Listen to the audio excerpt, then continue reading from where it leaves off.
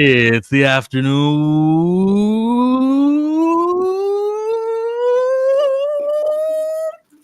Woke up. What's up, everybody? What's up, Chill? Hi, how you doing? Been better. How are you doing? Yeah, pretty hectic week on my part. Also, very, very, very time occupying stuff happening here on the opposite ends of the webcam. Yeah, it's been crazy last few days. So yeah, but We haven't done one of these since Wednesday. Thursday or one of these. Yeah, I guess we don't count Pantheon. Yeah, it's been a while, but I mean, what can we say, man? Life comes first. You guys don't. You guys thought you were important. indeed, life does come first. It does, and it sucks. Adulting. Mhm. Not a fan. There are some news stories from the big properties, Star Wars, DC, and Marvel, but just in interest of fairness, there's some trailers maybe should be watched by us before we get into some of that big stuff. There was an Astronaut trailer that I wanted to check out. There was like a Netflix show with black leads that I wanted to check out, and you know me and my black leads, I'm gonna have something to say about it, unless they do an exceptional job at representation. But then, of course, the big news that Daisy Ridley from Star Wars, she is a recast. She's casted. She's returning. And then Rey is going to be a person of interest in this new Starfighter movie. And the lingering effects of one Kathleen Palpatine will be on this franchise long after her expected resignation this year. She might not even resign this year. She might wait for Mando Grogu in May and say, I'm doing such a good job with the franchise. I think this is the time to step back. Meanwhile, here comes Starfighter. Oh, so there's a lot of Star Wars stuff that I'm probably going to be angry about with you. I think you'll be angrier, though. Something tells me you will be angrier than I am at the Star Wars stuff. The DC stuff, well, all those racism theories, this is actually going to be Earth X confirmed. We'll get into that. Over on the Marvel zombie side, I could say that really quickly. No one's talking to Marvel zombies, really. I'm looking at the viewership of all of the heavy spoilers, screen crush type of videos who talk about this. It's kind of inconsequential, ineffective, in impact, unimpactful. It's just a show that they decided to do, and they're like, here, you guys go. Starring Kamala Khan's character and Riri Williams and Hawkeye, Kate Bishop, and no one's really feeling it or acting like it's a big deal in the Marvel fandom. So it came and went. Those are the big three, though: Star Wars, DC, and Marvel. Yeah, it's been a since Thursday's live stream. It's been quite a few things that have been dropping as far as news. So some of the things that weren't mentioned, we'll get into some of that stuff too. There's a lot. So there's a lot. It's been a lot. Let's begin it with the trailer reaction for the Astronaut. Doesn't that sound effect sound like the Quiet Place monsters, that those beasts? Yeah, the clicking. Yeah. And they did say from the makers of Quiet Place and The Purge, they said here it is. From the producer of The Purge and Quiet Place. It doesn't mean it's the same world. And the movie is just called Astronaut. Yeah, I don't think it's the same world. I did see this trailer before. It does look interesting. I don't know how great it'll do, but it does look interesting. One of those films where you probably don't see the alien until the end. So I'll catch it on whatever streaming service it goes to.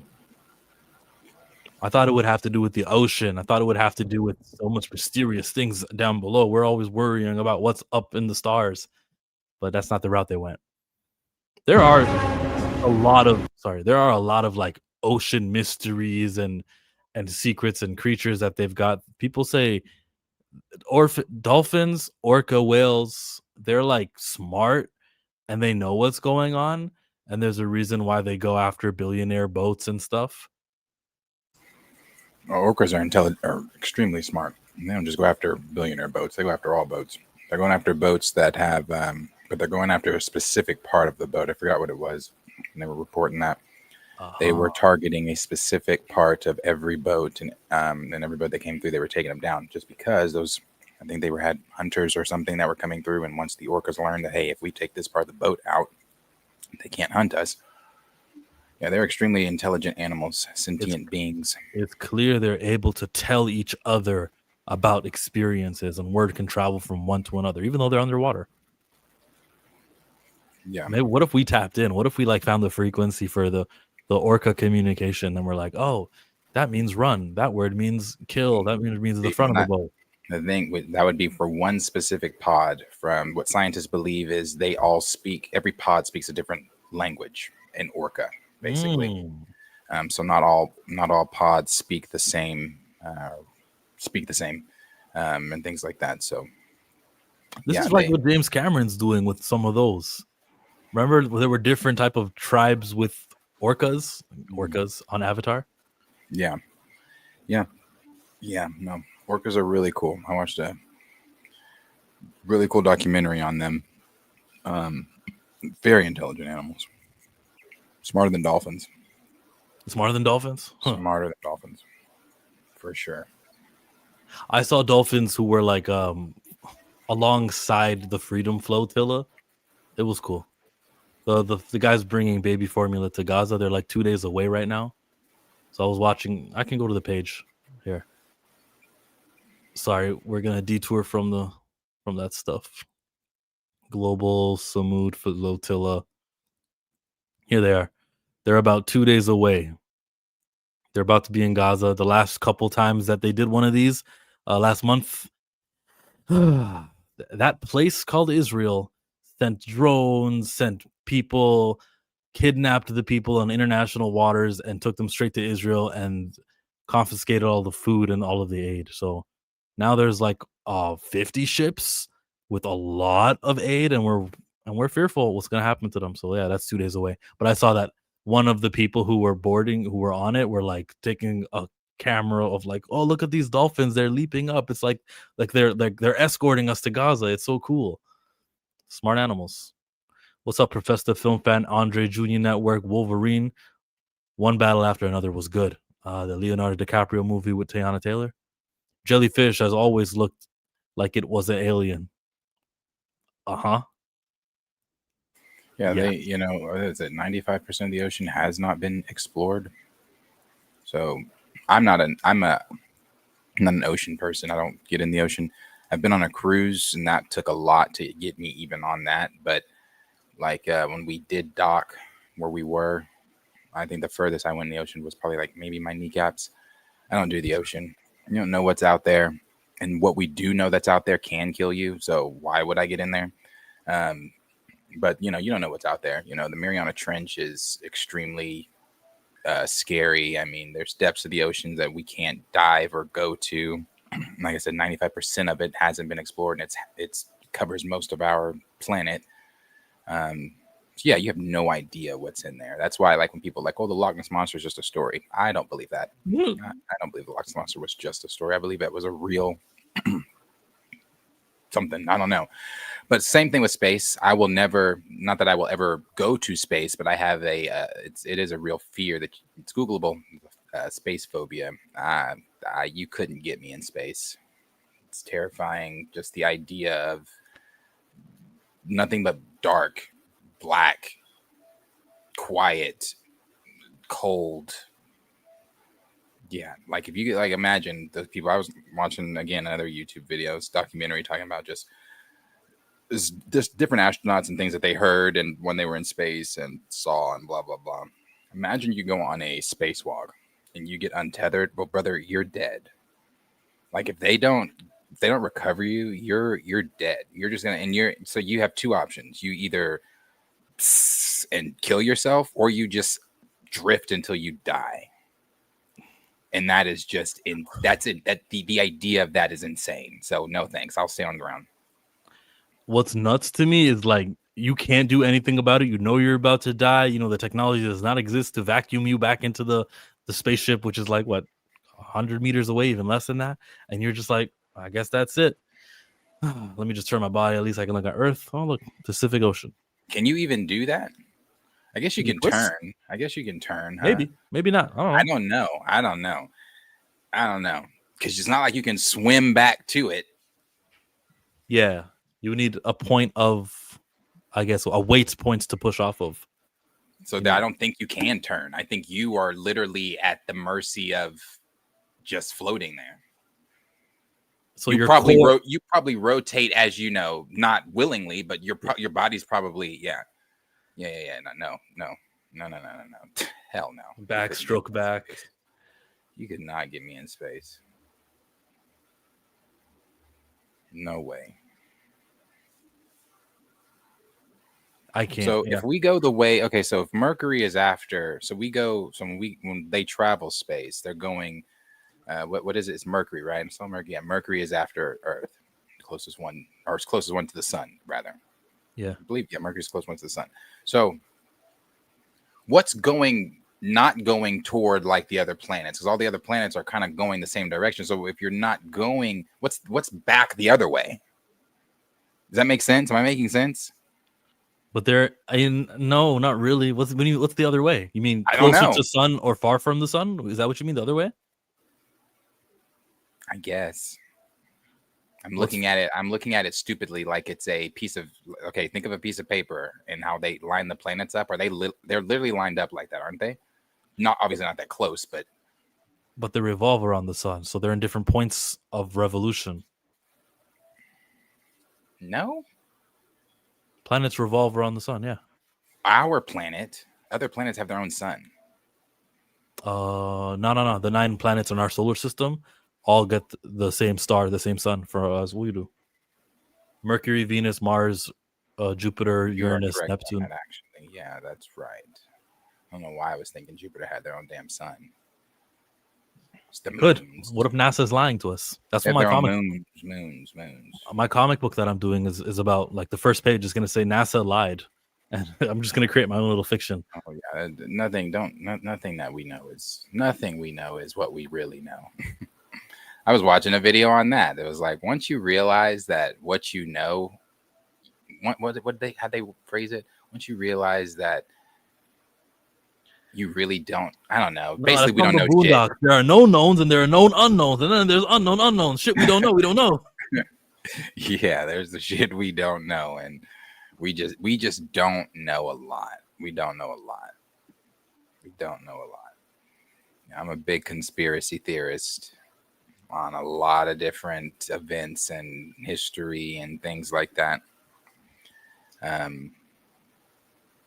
Have you know my all-time favorite president that is JFK. I love JFK. I think John was a great man and a great president. However, let's take it to the day he got shot, got domed. There's a lot that around that. Obviously, everybody's talked about this before, but there's a lot around that's just like, especially the babushka lady. I want that shit explained. It'll never be explained. But it's insane. Like the how she had that type of camera in 1960. What was it? 3 he was shot. Was it 63 he was shot? 68? Whenever he was shot. Something in the 60s. It feels right. Yeah. And then she was just gone. She was just gone. Yeah. Like, yeah, bro. There's so much we don't know. One thing I like about JFK is that Cuba was going to, or they meaning CIA, FBI, whoever it was, they're like, we want Miami to be attacked by Cuba. We're going to do a false flag, and we're going to blame Cubans for doing it just so that we can go have a reason to invade them. He said, no, we're not doing that stuff. It was a Cuban Missile Crisis, was it not? No, not Did not involve that though, because I thought he took some heat for that shit, the Cuban Missile Crisis. Yeah, he did. But the specific incident I'm talking about, referring to, isn't Not the no. Cuban Missile Crisis, but it's the same problem, same thing. Yeah. History. It's weird. He said Uranus and Neptune are far away. Sure, they are. Yes. Went down the rabbit hole and watched a video that said the moon landing was fake. Oh yeah. I believe moon landing was fake. I think the first thing that made me think of that was the Interstellar movie. And then every time I've looked into it and someone would say, well, how could the shadow be facing this way? How could the president pick up a landline and just call the astronauts on the moon? And I'm like, yeah, it probably was fake. It was definitely fake. There's a lot of I've watched videos on that too. Yeah, that shit wasn't real. We were lied to. They just wanted to say that they did it before Russia. And now the Germany. Chinese are, The Germans? I think it was Russia, Yeah, the it was Soviets. Russia. Yeah, the Soviets. It was Russia. The problem with saying the moon landing is, oh, here we go, this is fake, is you have to justify why the Soviets would ever co-sign it. Mm-hmm. That's a good question. So they co-signed it? Like they took telescopes and looked up in the sky and they were like, oh, look, there are human beings on the moon. Okay, it really happened. Is that what you mean? I'd have to look into it. That would be interesting. Why would the Soviets co-sign it? I don't know. But maybe the Soviets were happy that they were spending all those resources on moon and space race. And they're like, yeah, you did it, guys. You sure did. We're not going to tell the world that you faked this thing. Hey, Xavier. So that was one trailer that we got to watch. And we'll do another one. But there's a major news story. Do you remember back in 2007 when The Simpsons had a movie? They've been on air for like almost 20 years at that point. And the Simpsons movie came out. We had Maggie. Her first words were sequel. Remember at the end? She said sequel. Those were her first words. Now, you're not a baby Grogu guy. Are you a baby Maggie guy? I'm not a Simpsons guy. Ooh, everyone's a Simpsons guy. You didn't even see the movie? No, I'd have to be a Simpsons person to see that. No. Do you remember do you remember the trailer? Spider Pig does whatever Spider Pig does, and he was on the wall. There's not one Simpsons reference I think that you could throw me that I would be able to ever like riff off of with you. Ouch. I barely even know. No, I know the family's name. That's about it. Okay, yeah. You know Apu? I know he's the token convenience store owner, and then what's the name of the convenience store? I have no idea. Come on, chat. What's the name of the convenience store? Someone's gonna get it. I have no clue. Okay, what about the principal? No clue. Oh my God, Seymour. What about freaking? Oh, the guy with the bar. Who's the guy with at the bar? The tavern. Mo. Oh God, the police chief is named Wiggum. Maybe you got to see the episode they go to Oklahoma. Yeah, no, I've never. The Simpsons have never. I was gonna say Quickie Mart. The Simpsons have never. I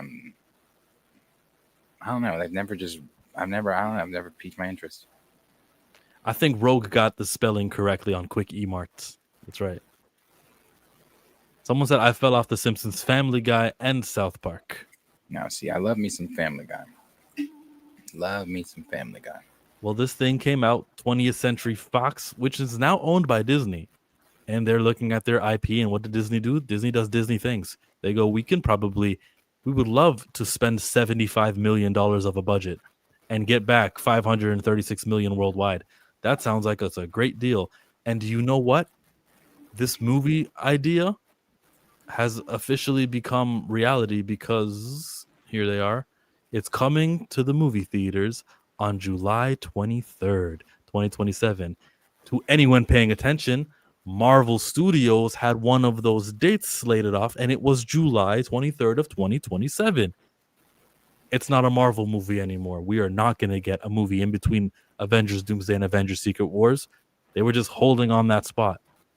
And to get into Marvel, I'll go back to Simpsons, but to get into Marvel, we also had 4 dates that are going to be in 2028. And I think when we get closer to 2028, we'll find out one of those 4 dates is going to be like the Moana is going to get that. And we're only going to have 3 movies in 2028 because they just did it here for 27. They'll probably do it at 28. They just haven't decided which month they want to put their Black Panther 3 X-Men movie at. You think that's fair to say? Like, because they did it for the 27 dates, they'll do it for one of the 2028 dates? Yeah, maybe. Maybe so. I no longer think they're doing 4 Marvel movies in 28. So back to this franchise. Yep, we remember what the logo looked like the first time. The poster had the donut. Now he's taking away the donut. It's got number 2 sprinkles on it. Cool looking advertisement, if you ask me. I like The Simpsons. I think that they've got a lot of potential to like do things that are going to forward the franchise. Right? No? Make the baby talk, introduce a new character. They could do a lot.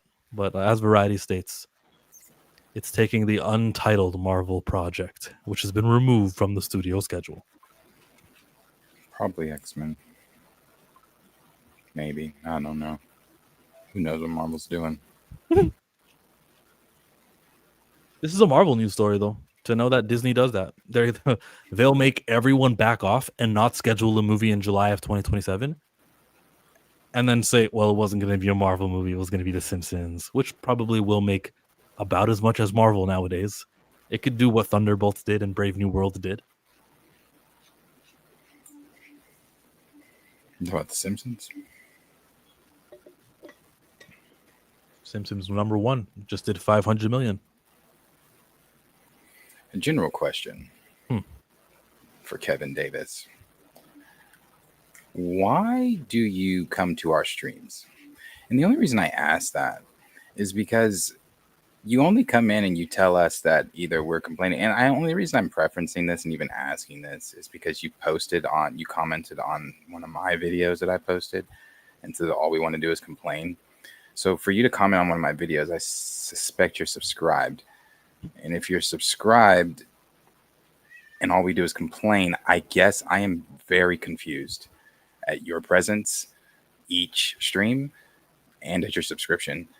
But neither here nor there. Just, I was curious. It's been bothering me since you commented that, because I was just like, oh, he's subscribed? I know you subscribed. Because clearly you don't like what we do. So just a question. Kind of on one today. I cracked the code on this guy. He's nothing to figure out. It's got to make a lot of money. Yes, it will. The clown just announced 100% tariffs on movies. Yes, he did. And that orange little guy has no actual specifics on what he means by that. There are movies that will have a voice actor dubbing the language in like China. Do we tariff that? Sometimes you outsource different animation processes to like Quebec or something. Are we going to tariff that? What if majority of the cast is in America? Like, it's so nothing. It's just his base hates the Hollywood Gavin Newsom leftist ideology, and so he went after them. But you know what we're not thinking about? We're not thinking about them damn files with that major blackmailing organization that Israel seems to be funding with Jeffrey Epstein. That's what we're not talking about when we talk about these tariffs.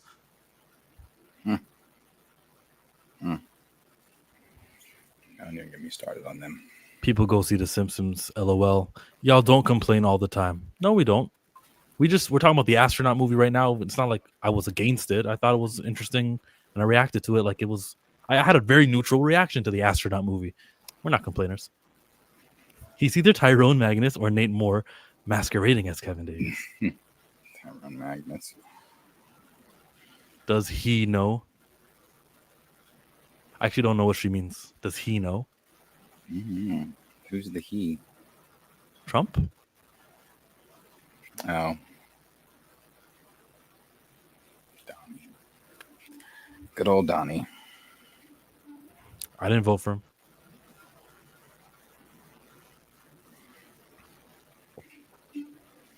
Okay, moving on. So some interesting news broke earlier today. Do you remember that TikTok star? His name was Michael. His name is Michael. He's still a TikTok star. His name is Michael. And he was always talking about the library. And I love the library kids who come to my library. And we always like to share books. That guy. After a 20-year break, Library Mike is going to be hosting Take a Look. It's in a book. Reading Rainbow. So good on him. Good on that promotion. I remember there was a time where he didn't want to be on the internet because of how much hatred he was getting. Do you even recognize this guy at all, Darius? I don't. I only know Kunta as Reading Rainbow. Now, question for chat and yourself. Were you watching Reading Rainbow just like at home? As a young person, yeah. When it came on, it had a great song, and I tuned in, yeah. I can tell you I did not. The only time I watched Reading Rainbow was when that TV got rolled into the classroom. Yeah. Yes, I'm that old. The box TV with the VHS. When that got rolled into the classroom, she popped in Reading Rainbow. That is the only time Reading Rainbow got watched. Wow. Yes, I loved it. Reading Rainbow was one of my favorite shows, and I wanted to be on it. I watched it a few times. Yeah, I used to watch Reading Rainbow as a kid on PBS. I liked it. I just wasn't like watching it at home.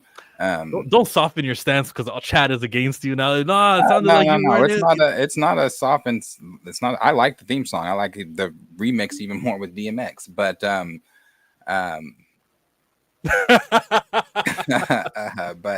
but I was not like watching it at home. I didn't watch PBS at home. Let me put it that way. My mom owned. Go to website you. My mom owned she converted our 3-car garage to the daycare, so it was basically a whole nother house within our house. The only time PBS was on, I think, was on that television. Butterfly in the sky. Yeah, they watched it. I can go twice as high. Let's get it on. Take a look. Nigga. My nigga. Reading Rainbow. You think it's a game? I can go anywhere. Suck my dick.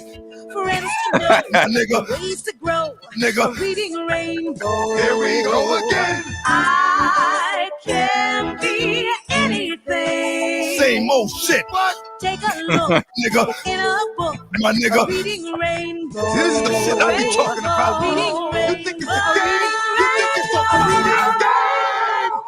That's the best version of that song. I haven't heard that since Vine. That is the best version of that song. He said, "Take a look, my nigga."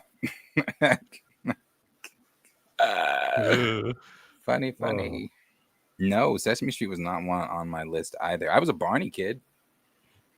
I was definitely a Barney kid. Yeah. I saw Barney in concert 4 times. Damn.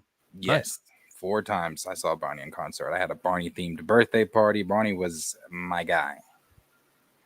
Until they made, I liked Violet Barney too, but dark purple Barney, that's when Barney was that shit. That's when he had the best backyard gang.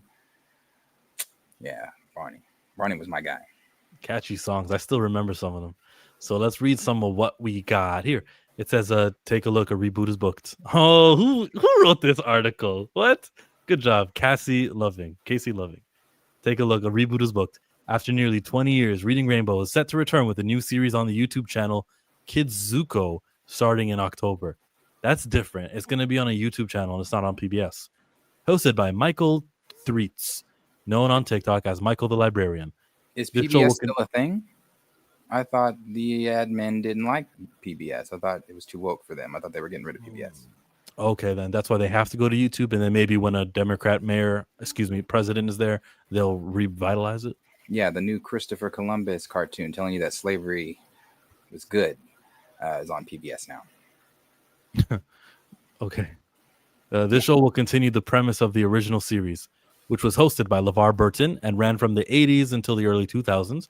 For those unfamiliar with the beloved PBS show, Reading Rainbow encourages children to read, go to the library, and have thoughtful conversations about books throughout a series of educational segments. The official Reading Rainbow Instagram released the first look at of the series on Monday and put Michael the Librarian, a TikTok educational advocate, front and center of the new face of the reboot. Can I see it? Here it is.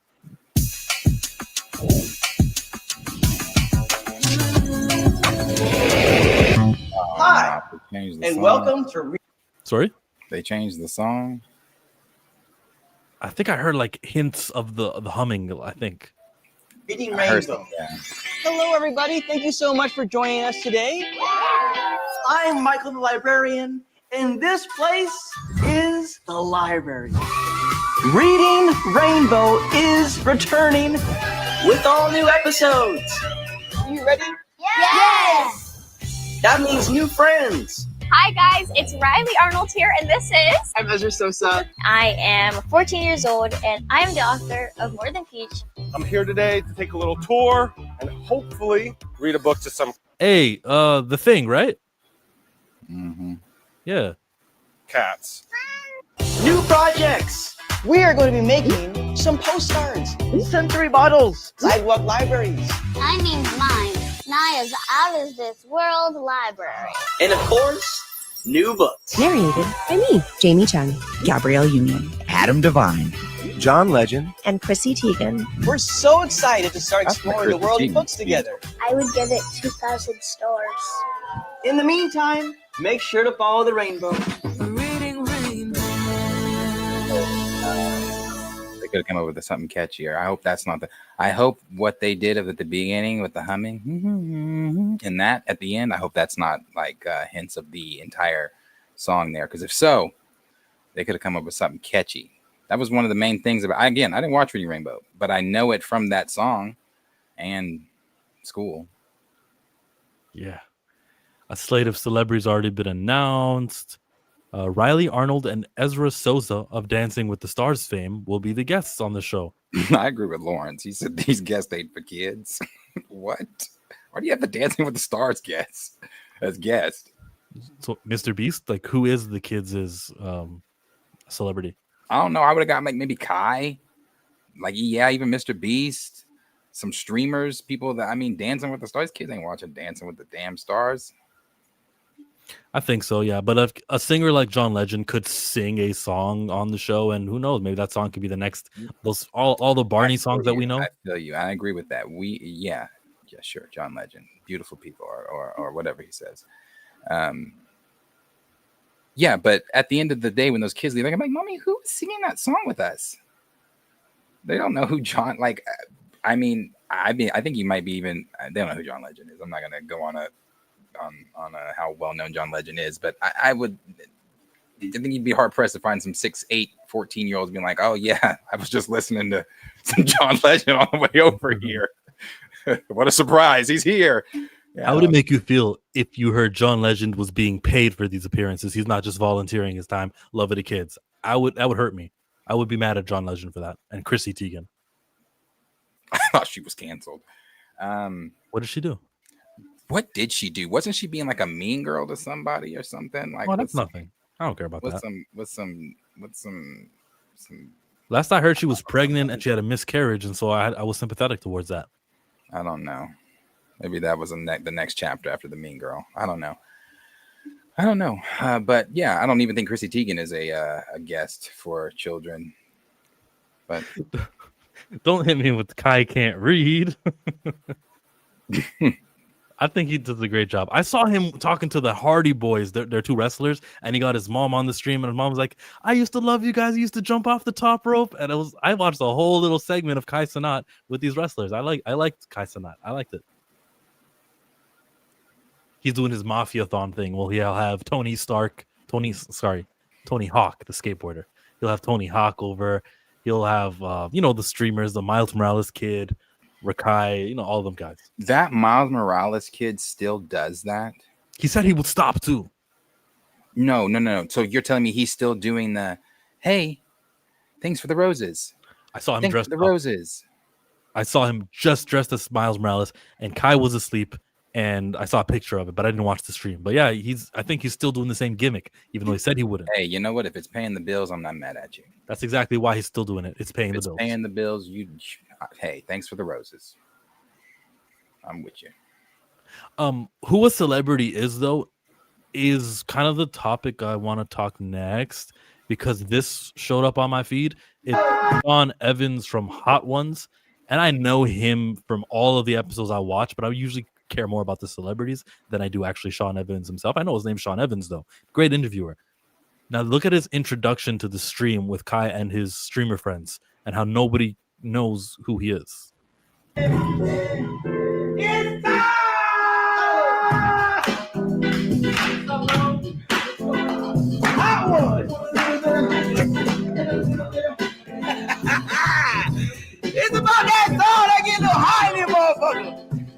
get run a hot in that motherfucker. Wait, we need hot ones. I wouldn't have known who he was either. You better do hot ones right now. You watch hot ones. I thought Nelly was coming in. He thought Nelly was coming. So Ah! what counts as a celebrity is strange at this point in time because you got to sit on the couch with Jimmy Fallon.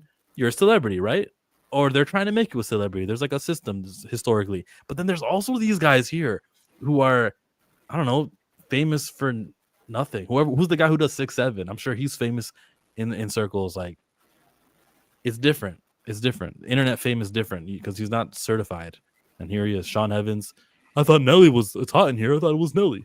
I wouldn't have known who Sean. I mean, it probably would have hit me as soon as like a few seconds I'd be walking. I'm like, the chicken hot ones guy. Yeah, because we remember the episode Idris Elba's choking over the thing. We remember Paul Rudd saying, "Oh, what did he say?" He said, "Look at us." That was what Paul Rudd said. He's like, "Look at us now." Like there's quotes. I think Keke Palmer just kissed him last week. We have moments with him, but he's just not there yet. Yeah. Michael the Library on TikTok. I think he is a celebrity for those kids. I think because TikTok does skew younger. Yeah. Who knows what TikTok's going to be up? Like the rich guy who owns Paramount. I think his name is Ellison. I think he just bought the United States TikTok algorithm. He owns it. He's going to make sure that you see what they want to see. And it's going to be different than Twitter. It's going to be the same as Twitter and Facebook and all of the other ones that are owned by billionaires. Yeah, man. So it's like another TikTok. Well, it's like social media thing. Yeah, the guy who owns TikTok now. The new guy who owns TikTok. Oh, the new guy. Yeah. The one that owns it with like Trump and them. They're gonna push all that. Yeah. Enjoy TikTok while you can. Too bad. It was fun while it lasted. We had a good solid 8 years of TikTok, and now we're losing some of what made it so hot. But the people, the creators who made them names, they're not losing their fame. They're famous. Do whatever they got to do. Speed is redeal IRL streaming. He doesn't do all the celebs thing is in front and center. Yeah, you're right. And that's the good thing about Speed. He can never be canceled. Someone like Kai, relying on the networking and the connections and everything.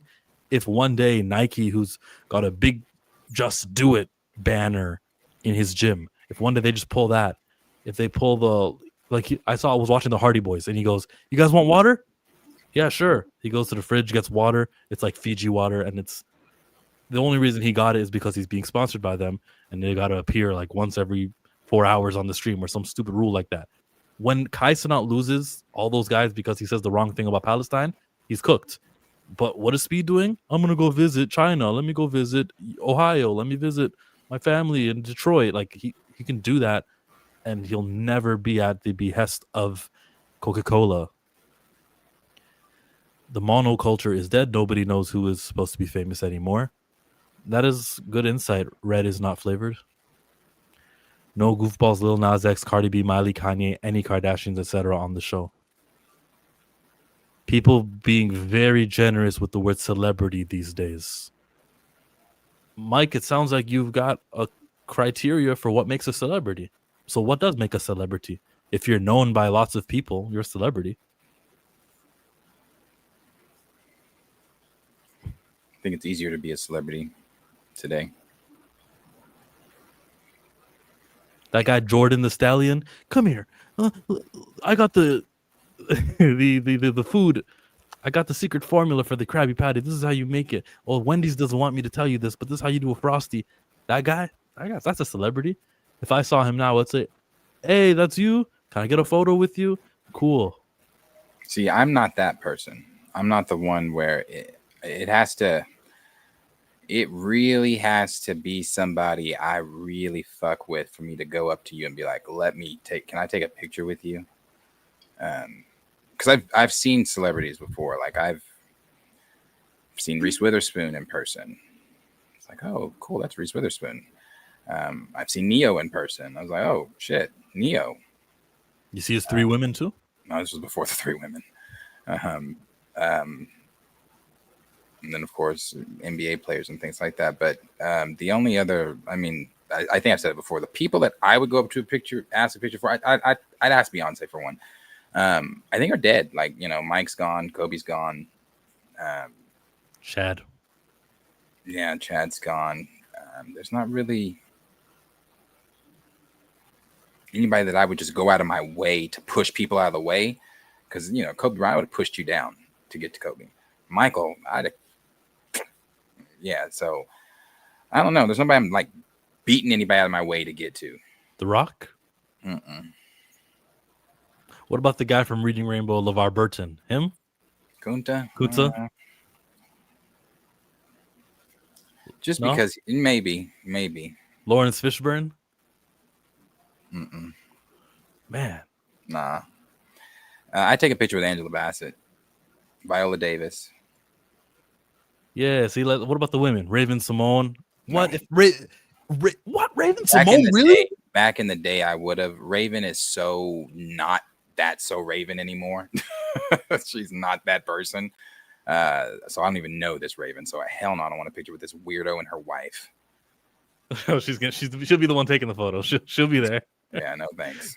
She'll make sure her reflection is in the shot. Kai got motion without sponsors. That's a good point that Perp brought up. Yeah. Duder, what's going on? Watching Speed get swamped by fans is always great viewing. I don't watch him. I might have tuned into the stream like 3 times just to know. Oh, yeah, I'm on Twitch. Let's see what's going on. Or YouTube. He streams on YouTube. I saw the stream. I don't know anything about him. I saw the stream where he was in the Royal Rumble. That's the one I had to see of Speed, but it wasn't live. It was like later on. Basco scenario about Speed. I know he's jumped over a car, right? Yeah, he's done the car thing. I know he did the car thing. I know he did like this thing where he like lifted up all this weight. I've seen him do different challenges and things. I just don't know what's his thing. Is that his thing? Just doing random shit. Yeah, he just like does experiences. Hey, W in the chat, guys, and then meets a new people. You know me? And then a Chinese girl will be like, yeah, I know you. Your real name is Daryl. You're from Ohio. And then he's like, oh, that's cool. How you speak English so well? I practice that. Cool. Oh, cool. And like you'll see him do an interaction like that. You'll see these clips. He's just a fun guy, right? Great fun guy. No, I saw the clip of him here when he ate Brahms and was talking about it was like the greatest thing. People from out of town, when they come here and they eat Brahms, I'm like, y'all, Brahms, take it with you. Shit. Take it with you. Okay, what's Brahms? It's a burger place. Oh. Yeah, this family. I'm going to side with everyone else and not you because you're in there. The out-of-towners haven't experienced it. Then they experience it and they go, this is awesome. No, I get it. I mean, yeah, if you're out of town and you're like, oh, because he was like, oh, this is one of the greatest burgers I've ever had. I was like, oh, buddy, Brahms. Erica says, I have no idea who this Frosty guy is. You've seen him before do collabs with like Michael B. Jordan. His name is Jordan the Stallion. And my computer's lagging because I like typed. Jordan the Stallion. You do like him? Yeah. I like him, yeah. I like him. He's funny. Him. There were some podcasters I used to watch. I don't watch them anymore. I'm subscribed to them still, but I don't. What was the name of their podcast? They were. Yeah, no, okay, all right, yeah, I can do that. I can do that. Will Smith, I could do that. Okay, can I take a quick little snack break and we just come back and get that done? Or? You look like you ate. Okay. He said to name 5 Will Smith songs. All right, cool. Bathroom break, real quick. Can I do that? Right there. Okay, I'm in the bathroom. All right. Can I call a friend? Okay, all right, for $1 million. Okay. Get jiggy with it. Yes. All right. Okay, summertime. Woo. All right, Miami. Okay. iRobot. I Am Legend. You are naming movies. It's not my fault. You're multi-talented, Willard. Okay. Come on. Okay. One more song. Okay. For $1 million. All right. Bad Boys 3. So for $1 million, name 5 Will. I couldn't do that. That's Jordan the Stallion. He does them for with $1 million. Could you name 5 songs? No, I couldn't. couldn't. Wild West. Yes, and then nod your head with the Men in Black song. Was he on Shake Your Tail Feather? No, he wasn't. So getting jiggy with it. Welcome to Miami. Okay, getting jiggy with it. I wouldn't have got it on the spot, but yeah. I wonder he do. He did the recent one where he was like, I don't know the name of it, but I have it because it's on like the super chat list of like songs to sing. You know the one where he says, "Fly like I'm fresh out of Philly. I still rep the city." Does the Fresh Prince of Bel-Air theme song count? Yes, it does. 5. And what's that one where he's like, parents just don't understand? Is that the name of it? Parents just don't understand. Okay. Yeah, we got this. What do you mean, Jordan? I wouldn't have got it on the spot though. I wouldn't have got that on the spot. That's 5. Oh yeah, Summertime too. See, okay, there are. I just wouldn't have got them on the spot like that. I'm a party starter. You might have a good time, but we party harder. Tell the DJ to play my song. We dance all night to the early morn. That's a Will Smith song too. Little Willie. He just had Will Smith on, and there it is. Yes, it is.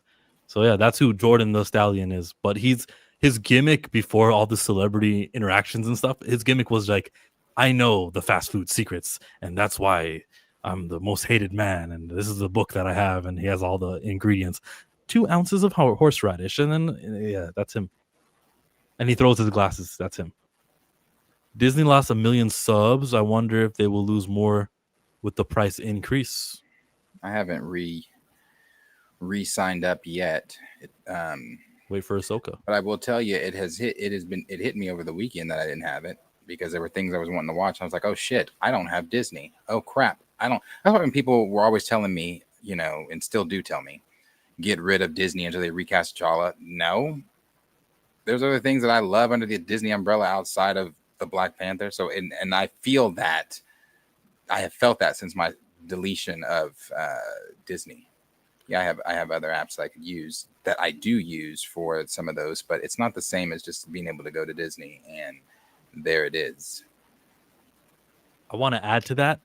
They don't know that, well, we got low subscriptions on Disney. It's got to be because of T'Challa. No, they do know, Lawrence, that because they lost 1.7 million subs, they do know that's related to Jimmy Kimmel.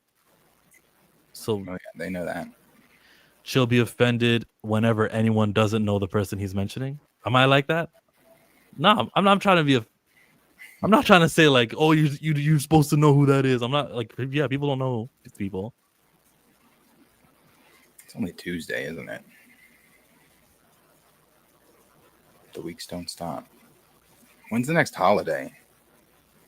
Labor Day, Thanksgiving. No, Labor Day's already happened. Halloween. Then Thanksgiving, then Christmas. It just doesn't stop. It's never ending.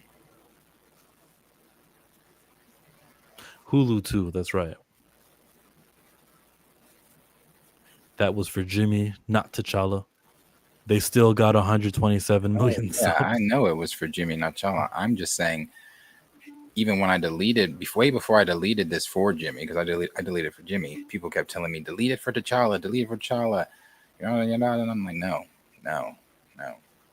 I like other things under Disney's umbrella. And again, now I'm feeling it. I just simply wanted to watch The Emperor's New Groove. That's it. I was like, oh shit.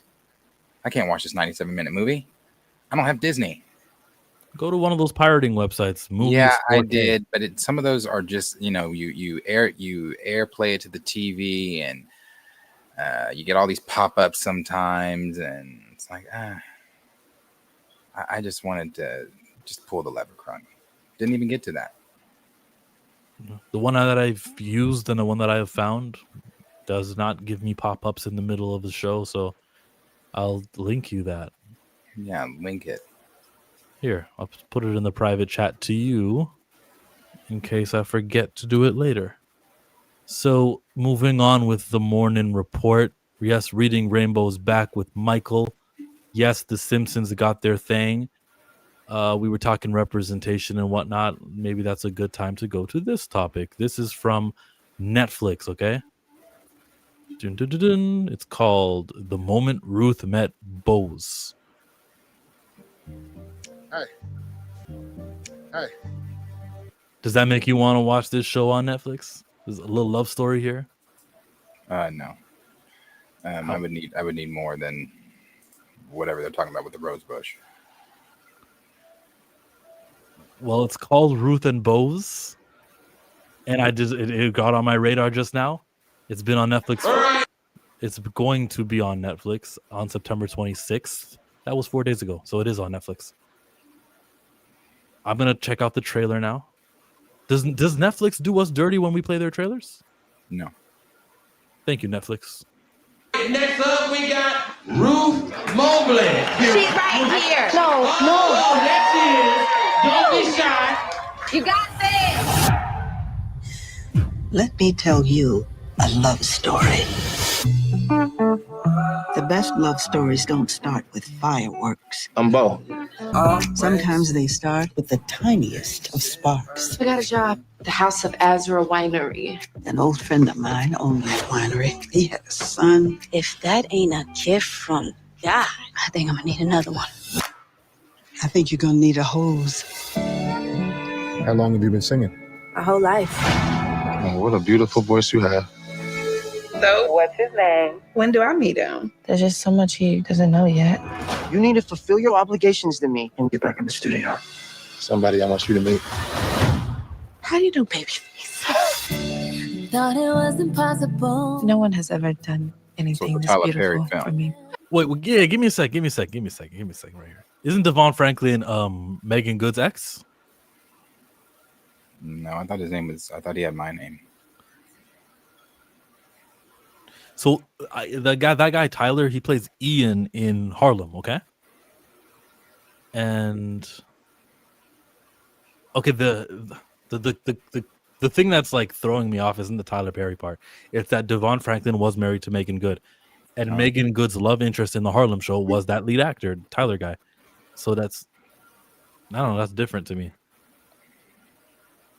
But just because they're exes doesn't mean they hate each other either. I thought her husband's name was my name. Maybe not. Okay. But Tyler Perry, get back to that. What did you think of seeing Tyler Perry's name here? I didn't. I just saw Tyler Perry's name and Tyler Perry. I didn't see any like stench of Tyler Perry yet. We're only halfway through the trailer. I think for that he would have to probably write it. Yeah, maybe he just funded it. Yeah. So far, so good. But she did say, I don't think he knows everything about me. So anyway, let's see what that is. Probably something extremely like unrealistically traumatic. But let's keep listening. Thought it was impossible. No one has ever done anything this beautiful for me. It's nice seeing this side of you. I will take every single thing that you care about. Uh-oh. I don't get to live happily ever after. I know your love is faithful. This is crazy. You barely even know me. Well, maybe I know all I need to. Your love is always kind. Girl, watch your back. I can't risk you getting hurt. Love is all that matters, Ruth. But how does Felicia Rashad end up in one of these hospital beds in every one of her roles? That matters, Ruth. But I am so grateful. Now that reminds me of Tyler Perry's Sacrifice, Love, Pain. Every love story starts with truth. Where is she? With trust. Where you go, I go. Feel like this. And sometimes tragedy. And all I want to say, Well, now it seems Tyler Perry. Yeah. You see Felicia holding that 2-barrel? Yeah, now That's it's probably how she gets now to the it's hospital. Tyler. Big fire. And sometimes tragedy. Light. and all I want to say, It was the miracle of you that made this happen. your love brought me home. I'll still give it a thumbs up, though. It's just going to be like a big twist, right? It's going to be your standard love story, but instead of like an emotional hook to make it, oh, choose him.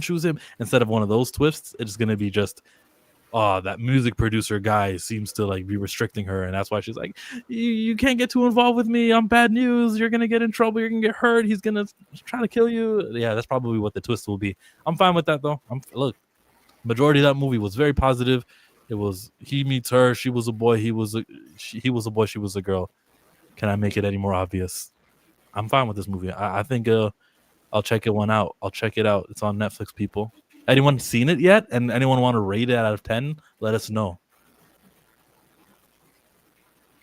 Yeah. Probably not. But then again, I'm like that just because I'm not like romance films aren't my I don't gravitate to romance films really. Not that I don't like them. I just don't not really. No. I mean at the end I'm sure they'll be together. They'll end up together at the end. Tyler Perry didn't write. Oh, it went way Tyler Perry. Oh yeah, it did. It did. You could tell. I was like, oh, okay, well there it is. Shit exploding, CGI fire. Yeah, it was Tyler. Xavier says romance aren't typically what I choose either. I'm not the target audience for this, so yeah, it's not for me.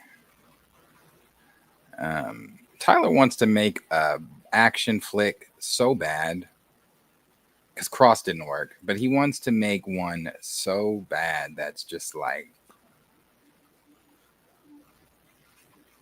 But he still wants to have all the drama, but he wants it to be a big action flick drama. Here's another one that you wanted to show me. It was from Simu Liu. It's called In Your Dreams from Netflix. You want to chime in on that? The black voice actor playing the animal? No. Okay. And on the black voice actor playing the animal. Proud of his piece? No, then I have to chime in on little chubby Mexican proud of his piece. Black lives matter. All lives matter.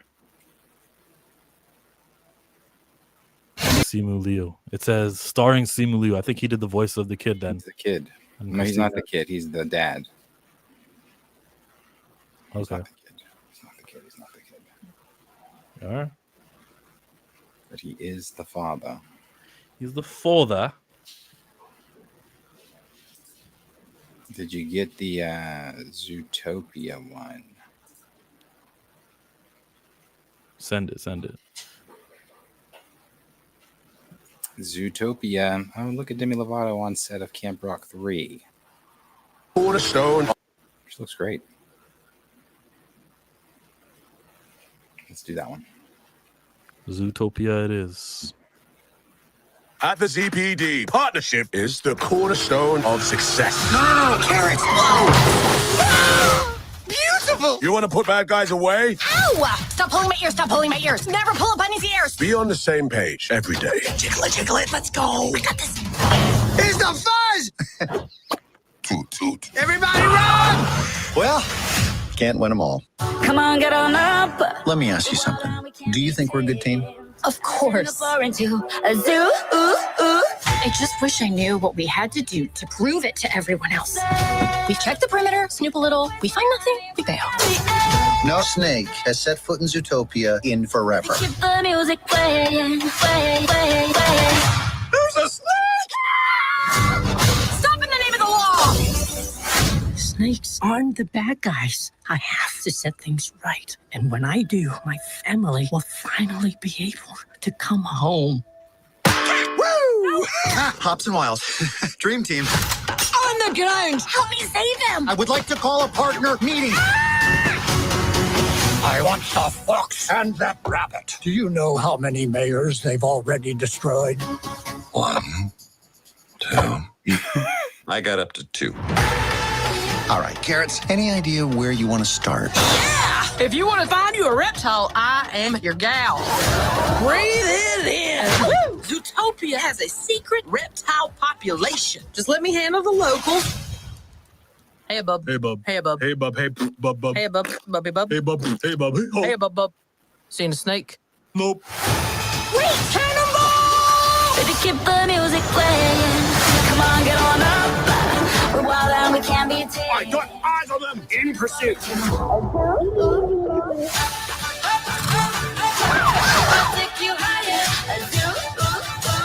We have to solve the case. It's not worth dying for.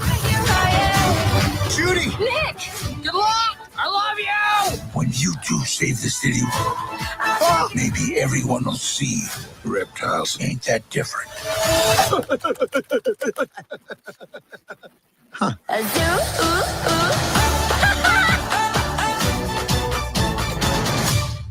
The reptile stuff was interesting to me. Some of that beaver stuff and other animals, not so much. I love Zootopia, so I can't wait for this. This is I've been ready for this one. I'm glad it's this year. Glad it's in November. Ready to see it. And this trailer obviously gave away more on the plot because I was very curious with the. Still doesn't explain the bad guy, who the person is under the hood that's chasing them. From the first trailer, where it was just the music and the dancing and stuff like that. It does explain the snake, explains the reptiles. I guess in the first Zootopia, I never paid attention to that. You don't see reptiles. There are no reptiles there. So what's the story with the reptiles? Why are the reptiles not allowed in Zootopia? Interesting. I don't know. Be able to watch. I'm ready to see this one now. I was thinking back. There's none. There's no reptiles in the first Zootopia. Okay, here's an interesting fact that Lawrence just alluded to. China. It's the year of the snake. So when I go to the website, excuse me, Zootopia's Chinese, the Chinese, what do you call it? Gross, 236 million came out of China. That's a lot of good money from China. They're now going to appeal to China. And thankfully, the Zootopia first movie back in 2016 was at a period where Chinese were receptive to American movies. Maybe this will get them back because we're not in that place anymore. It's been really sticky for movies like Superman and some of the larger movies not really appealing to China. Maybe this will. I think this is a very great move. And I'm curious. I think it should work. And even if it doesn't work, I can still commend Disney on the business strategy of going, it's the year of the snake. We're going to do a snake-related movie. It is the year of the snake. We talked about that the first time we watched the trailer, but something that we did not talk about is it is also the year of Trump. There are 100% tariffs on all films being made or produced outside the United States, so that could hurt it domestically. So they're not going to take that token representation, huh? They're not going to fall for that stuff. Oh, and Lauren said the same thing. When could hurt as Trump says they decide retaliation? Yeah, we didn't think of that. It's the year of the snake, but it's also the year of Trump. So, and his actions in office are crazy, but it's affecting Hollywood. So, yeah, year of the snake, but also a year of the Donnie. So you get what you get. Year of the orange. Marvel just shut down a studio in Georgia. They're moving to Germany because of cost. Reptilian representation. They will also force Marvel back to Atlanta from London. That's what I saw that they want to do. Is Trumpito crazy? None, Ryan. I don't even want to get in it. I don't want to talk about him. I don't. So I will not read this. What was it? Is Trumpito going to charge 100% tariffs because it looks like that film was made entirely in Zootopia? Devon Franklin copying off of T.D. Jakes with faith, biblical, updated movies paired up with Tyler for the money. So I say, whatever. He had a whole black actress, Queen, and did nothing for 10 years. Megan Good looks exceptional. I shouldn't say that she's a married woman, should I? Maybe I should. I'll leave it there. Still say that she looks exceptional. Yeah. Doesn't that suck? Imagine if you're Jonathan Major. Imagine if you're anyone and you marry like one of the hottest women alive. She's got lots of roles. She's got, she's accessible basically if you want to see how good she looks. I mean, think Jay-Z. Think about how many people say there's no reason that, and I am one of them, that thing, when he look with Beyonce, it's crazy. It's crazy. But yeah. So think about how he feels. But he also probably feels like, yeah, I'm the one. It's crazy. And still cheated on her. Oh my Lord. Yeah. Still cheated. And she took him back. It doesn't matter if you got money or not. She took him back. That's insane. It's hard to have input on that because, for the sake of keeping the families the same, for the sake, I don't know. I really don't know. Like I also, it's hard, man. It's Man, hard to I talk don't about. know. Of course, the elevator footage had more to do with the cheating, or less to do with the cheating, more to do with money, but also the cheating stuff too. What do you mean? When Solange beat the shit out of Jay-Z and that well, I don't say she beat the shit out of her. What do She you mean swung it on had him. more to do with money? I believe there were some money issues or money stuff going on between Solange and Jay-Z. Jay-Z owes a lot of people money. Jay-Z owes Nicki Minaj money. That's why she's constantly going at him. I know Solange doesn't have a gigantic singing career, if you even want to call it a career at all. But did she have involvement with Tidal? Because I know that Jay-Z owes a lot of artists from Tidal. Okay. So I don't know if that was I don't know that that's what it is. I just know Beyonce said, of course, some shit goes down when it's $1 billion on the elevator. It could have meant themselves being the $1 billion. I don't know. Shoot. Why are we on Jay-Z and Beyonce and them? Oh, just making good looking. Yeah, It's ugly. I didn't say that now. I did. But it's difficult. It's difficult to, yeah. So let's go. Here's a super chat I haven't addressed, and this came in like half an hour ago. Thank you for contributing. Fly as an eagle, fresh out of Philly. Yeah, I still rep the city. Mirrors on the wall, worth half a billion. Hey, Pert. I'm gonna get to you after this. Go ahead. This flew under the radar, but we were talking PBS. Bear in the Blue House. Are you kidding me? That song at the ending of each bear with the moon singing behind, goodbye. Like, that's a hit. So Bear in the Big Blue House was the shit. Bear in the Big Blue House was actually the shit, but that was a Disney property. Really? Yeah. Good on Disney. But even the show in between the songs was a good show. Over Barney with Ease. No, I don't know about Over Barney with Ease. No, Barney's still going. Bear in the Big Blue House got canceled. Whew. So no, Barney is Bear in the Big Blue House. As far as I know, it didn't have a tour of concerts either. I think the bear is like for like a little bit older, maybe 7-8 year old, but Barney was more 3, 4, 5 year old. No, I was still into Barney when I was like 6, 7, 6, 5. I don't want to go with 7, maybe 6. I was still into Barney. I might be wrong. Yeah. Now, Perp, on you. Talking about Onika needing money for dope. Hey. Go easy. Not too hard on Onika. That nose medicine. She's on Kai Cenat's streams a lot. She was on there for this Mafia-thon. That one was hilarious where he was talking about the clear coating and she was like nail polish. that shit was hilarious.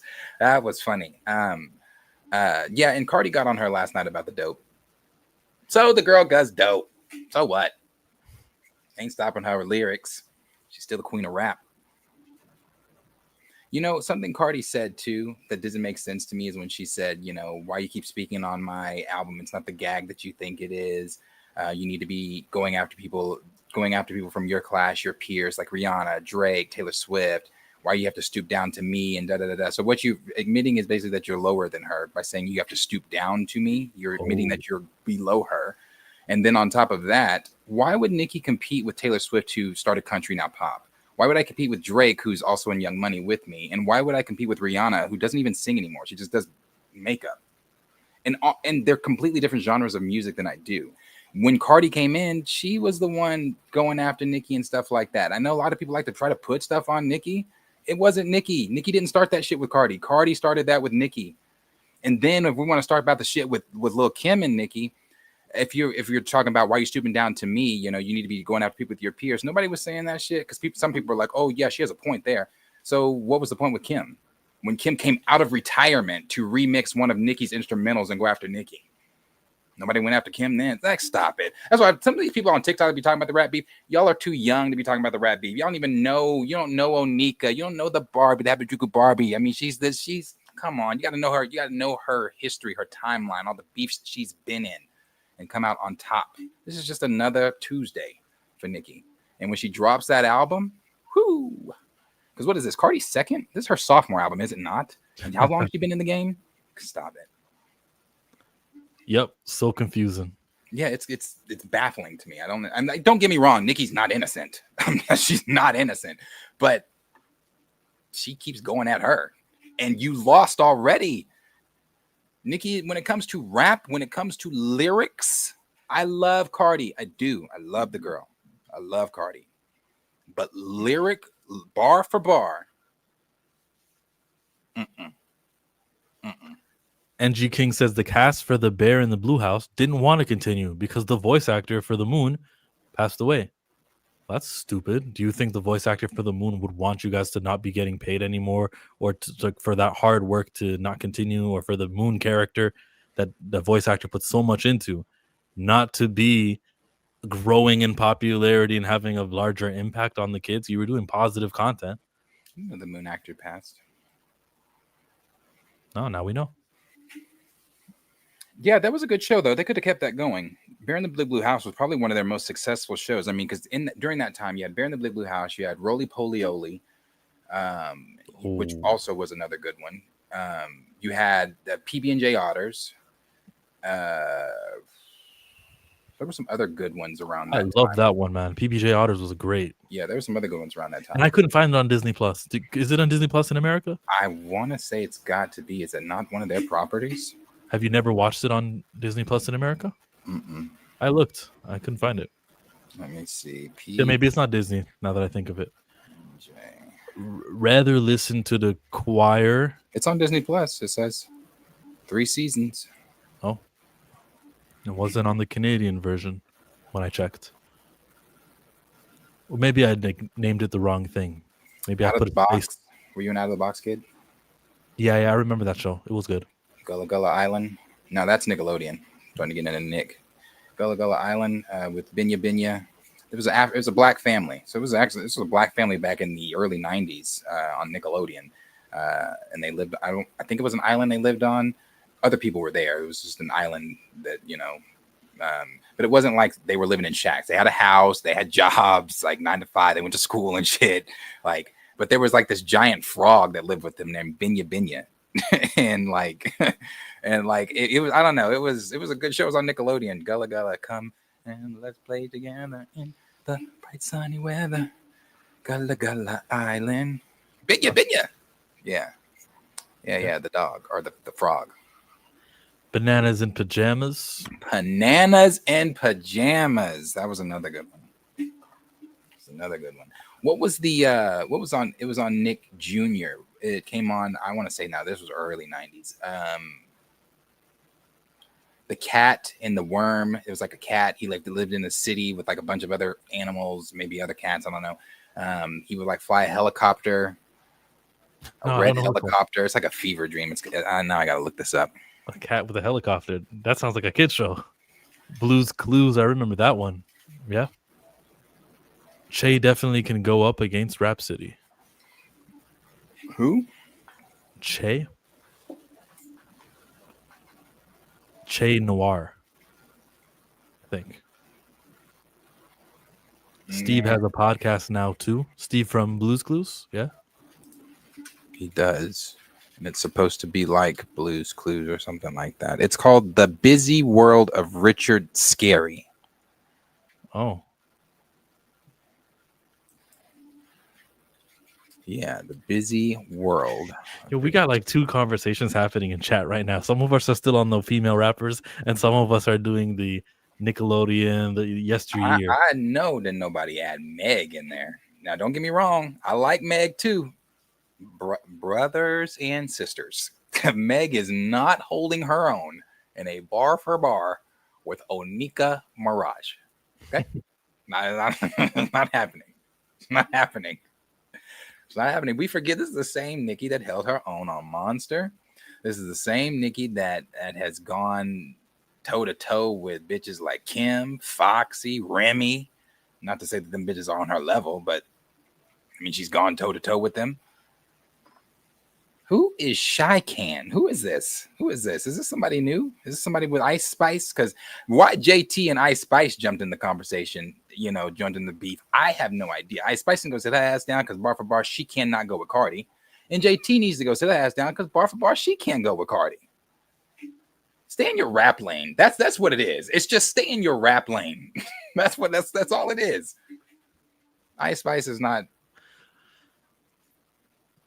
Let me combine this conversation. So we were talking about celebrities appearing on Reading Rainbow, and some of these rappers are not making kids music. Like they got the explicit content sticker on their albums. I don't like when I see that Snoop Dogg is like voicing a character on a kid's movie. I don't like even the Ice Cube stuff.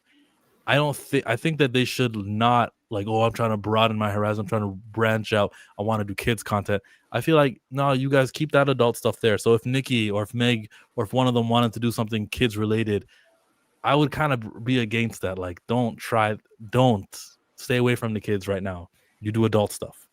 Yeah, you feel the same way? No, because I'm not going to let you or my manager or anybody else block me from a paycheck. If I'm getting a paycheck as Nicki Minaj and I'm over here talking about, eat my ass crack like an ice cream sundae on the bar over here, but then on Sunday I'm over here talking about, hey kids, let's read this book. That's a paycheck. Yeah, but it's bigger than money. I think that the introduction to Nicki Minaj. You may feel that way, but if I'm Nicki and I want money, yeah, I know. I'm putting it over the money. That's what I'm saying. I wouldn't. If I'm a celebrity, because also it is not my responsibility as a celebrity to help you parent your child. That's not my job. It's not my job to put parental blocks on your kid. If you don't want your kid knowing who Nicki Minaj is, then don't let your kid look up Nicki Minaj. Put the parental blocks on Nicki Minaj. But if Nicki Minaj shows up to read a book to you on Sesame Street, hey, that was just Nicki reading a book.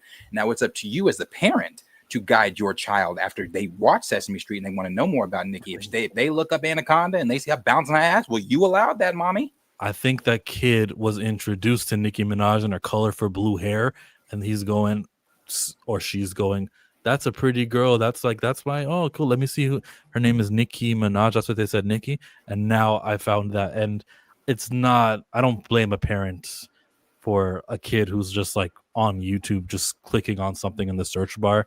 I think it's too easy to introduce that Anaconda video to these kids when we have Nicki Minaj in the kids' content. It's too easy to get from point A to point B. And I think she shouldn't. Not that she is doing it.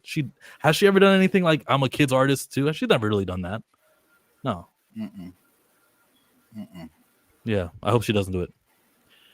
You can't forget the GOAT, Missy. Mommy does what Minaj mean. Mommy, what does Minaj mean?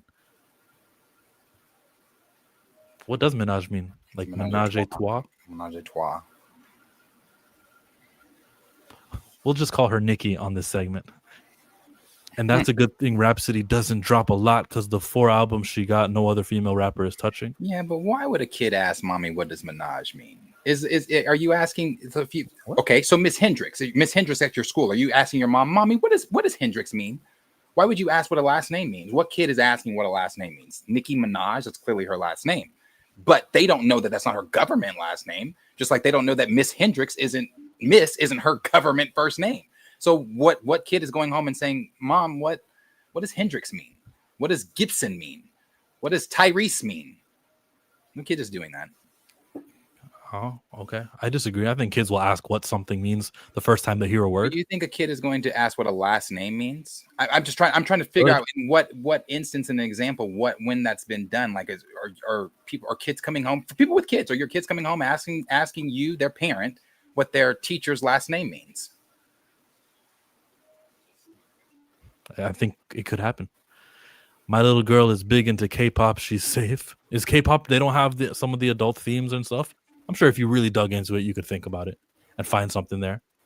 Kids definitely going home asking what WAP means. Okay, so emo nerd girl said no. She has a child.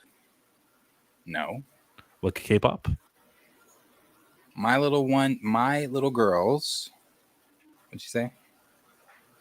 She said, my little girl is big into K-pop. She's safe. And then I said, does K-pop not have adult themes? And she said no.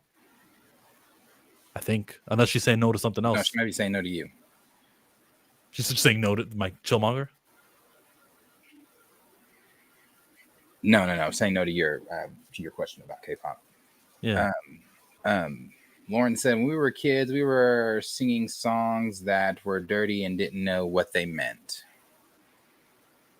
Yeah. What's one for sure? Girl, you look good. Won't you back that ass up? You a fine motherfucker. I remember when that song came out. I was young. When that song came out.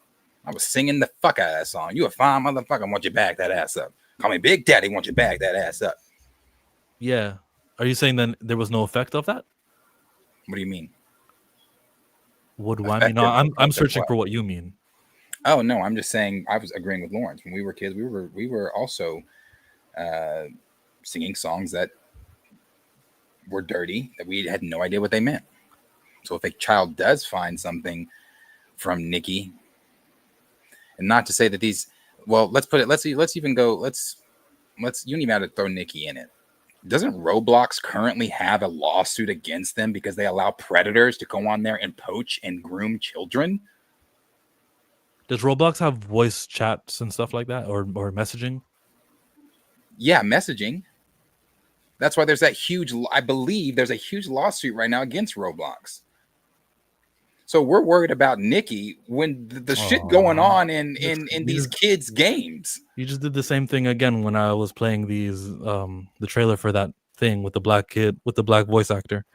We're like, what about the Mexican guy who's naked? And then now we're worried about that. What about that thing instead? It's like instead of addressing instead of acknowledging the effects. Well, first of all, to address an effect, Nicki would have to do something like that, and she's done nothing like that in her career. I got to finish the point out though. No, because the point you're making is trying to make it seem like as if I'm trying to divert from a story that is fictional, by the way, because Nicki's never done anything like this. So I'm not I can't divert from something that's fictional. I'm just giving you an example of Roblox, something that is real, that has a current lawsuit against it. Thank you. You're welcome. Anytime. That's what I'm here for. Here to break it down and give you what's right. Remember that time I said something about Ice Cube?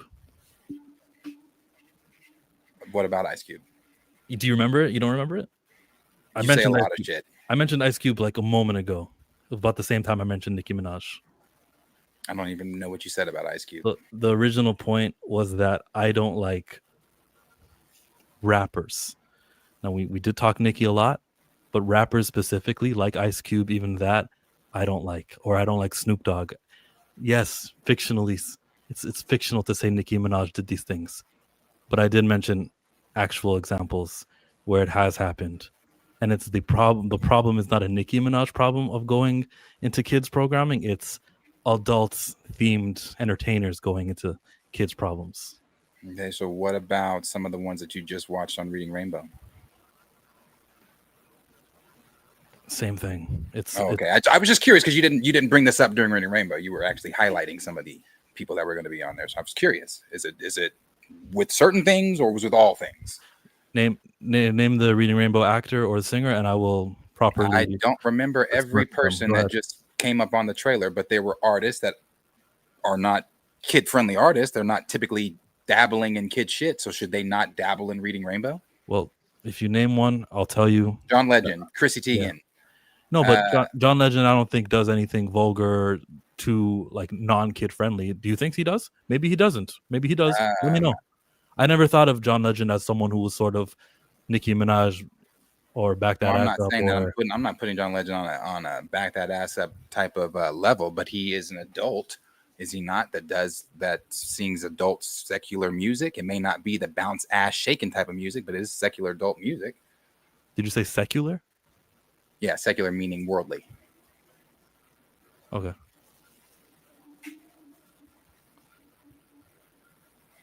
Yeah, so maybe he shouldn't be on Reading Rainbow.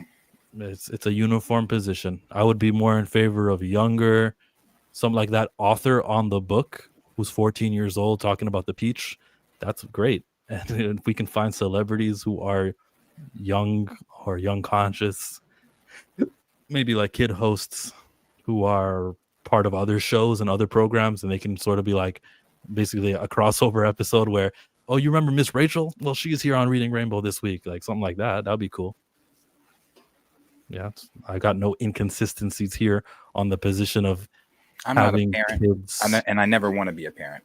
But I think sometimes some people, nobody said anything in here, I'm talking to you, get too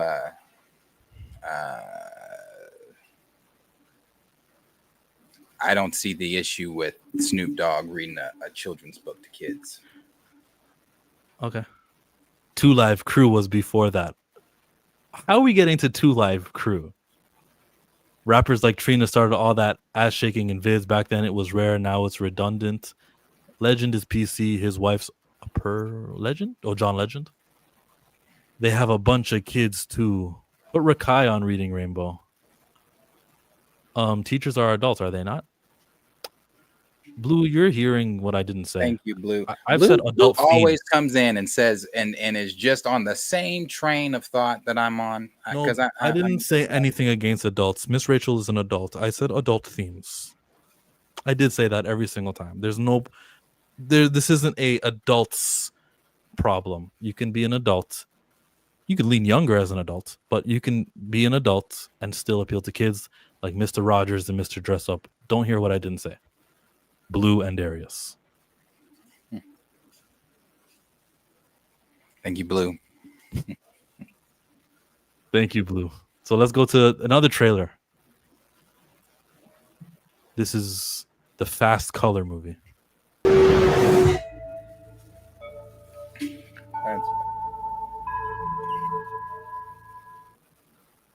So is this a remake, or did you find an old trailer? Because Blue said he watched that 7 years ago.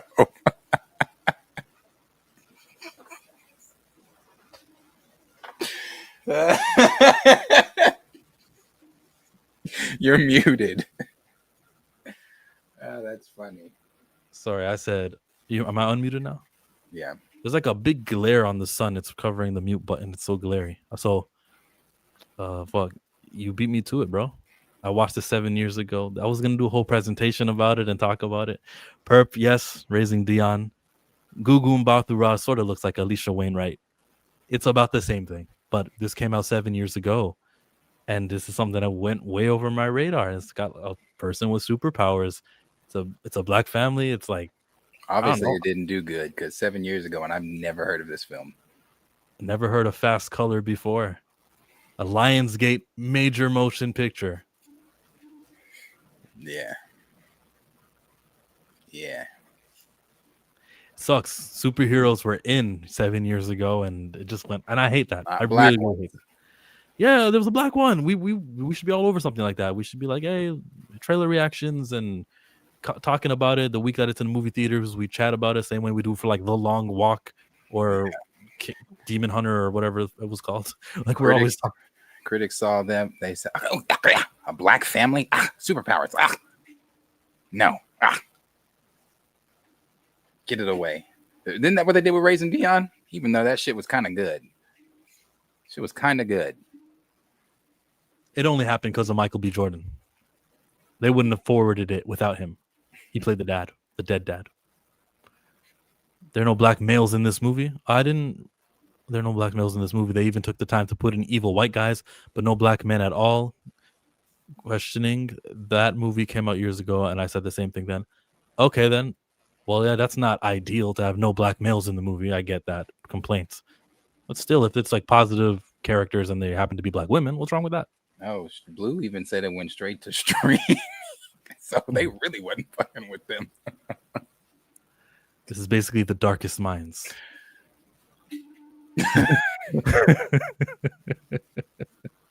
Okay. Point. All right. Taken. Received. Understood. We're going to Star Wars. We're going to the trailer for Star Wars Visions season number 3.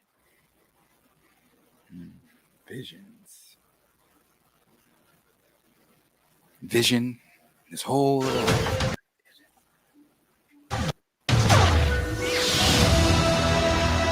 path ahead seems so bright with possibility.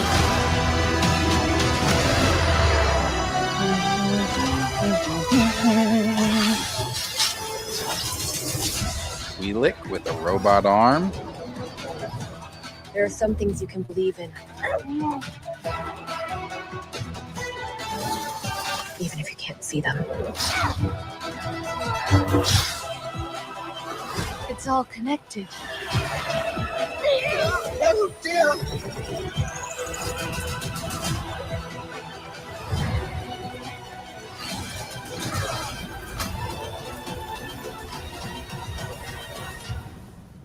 Try not to die.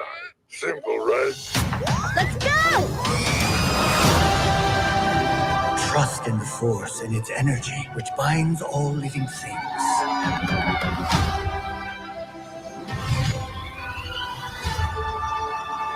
There is no balance without the light and the dark. Show me the way.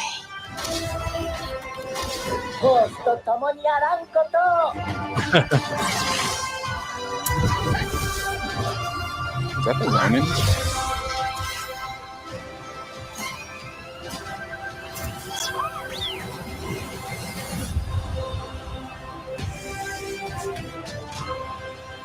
Rewind that just a little bit. Yeah, about right there. Only on Disney Plus. Oh, that is the Ronin. So they brought him back. Is that the exact same Ronin? Same character? Go to another. Keep going, because there's another scene. Hold on, let me see. For sure, it's the same studio. Purple would know though. Right there. That looks like. I can't tell if he's got the ponytail or not. Kind of looks like him though. It's him. A continuation. Yeah. Some of the Vision's epic stories are gonna be, re-envisioned. They're gonna get part 2.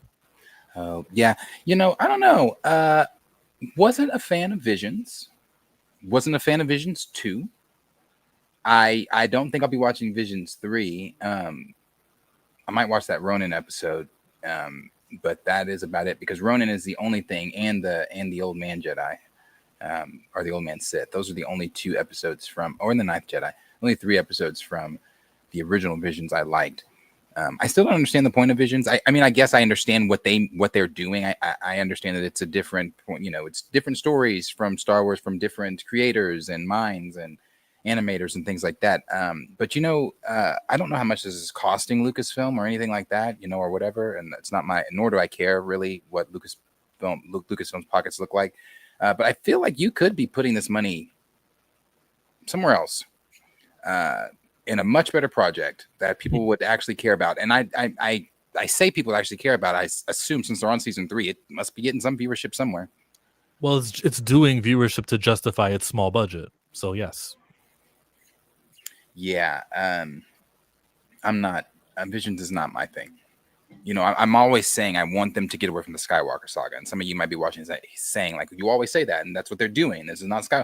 Yeah, it's not really what they're doing though. It's 9-minute clips of an Elseworld story where after we leave that 9 minutes, we never visit these characters again. Now we might be visiting the Ronin again. Obviously, looks like we're visiting him again from the first season, and then the Ninth Jedi is getting their own little thing and things like that. But yeah, no. Mm-mm. It's got to be richer. It's got to be deeper. Something more to invest in with me. Yeah. The Visions they can keep. I have that same position as far as Elseworlds when it comes to like literally everything else, even comic books. But this does look beautiful. Look at her getting the hop on this droid, the sun in the background, it's flipping. That look good. Whoever cut this trailer knew what they were doing. I love some of these some of the visuals here, but like, do I care? And the answer is no. Probably not gonna watch a single one of these. Sorry, Perp, just not my interests. Yeah, like D Sizzle said, Ronin was the only cool character really from that first one, and he got some other things. I guess I just picked up the figure for that one. It's not the black and white. I want the black and white one that they have, but I got the one in color, and it's cool. He's the only thing I'd ever pick up from Visions. The only thing they ever made from Visions.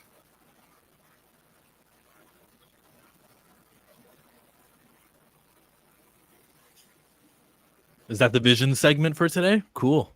Moving on. X-Men 97 is next on the list of things to talk about. Darius is not an anime fan. He is not. Sailor Moon. Just because of the commercials and like her theme song that would come on. What was that? Toonami? Damn, harsh. Oh, I probably get you on Hamtaro. Did you ever see Hamtaro? Theme song. It's Hamtaro time. Hamtaro. I watched Hamtaro when literally I was forced and there was nothing else on. Hamtaro was not my thing. That sounds like the things that I would say when I was like, I don't watch that show. I was forced to. Hamtaro was really not my thing. I just remember the theme song. It had a very catchy theme song. Yeah, see, you watched. Any Pokemon? The movie. Okay, anime. There, you got it. We got you. Those are the gate. You know what? Torian was talking about Yu-Gi-Oh!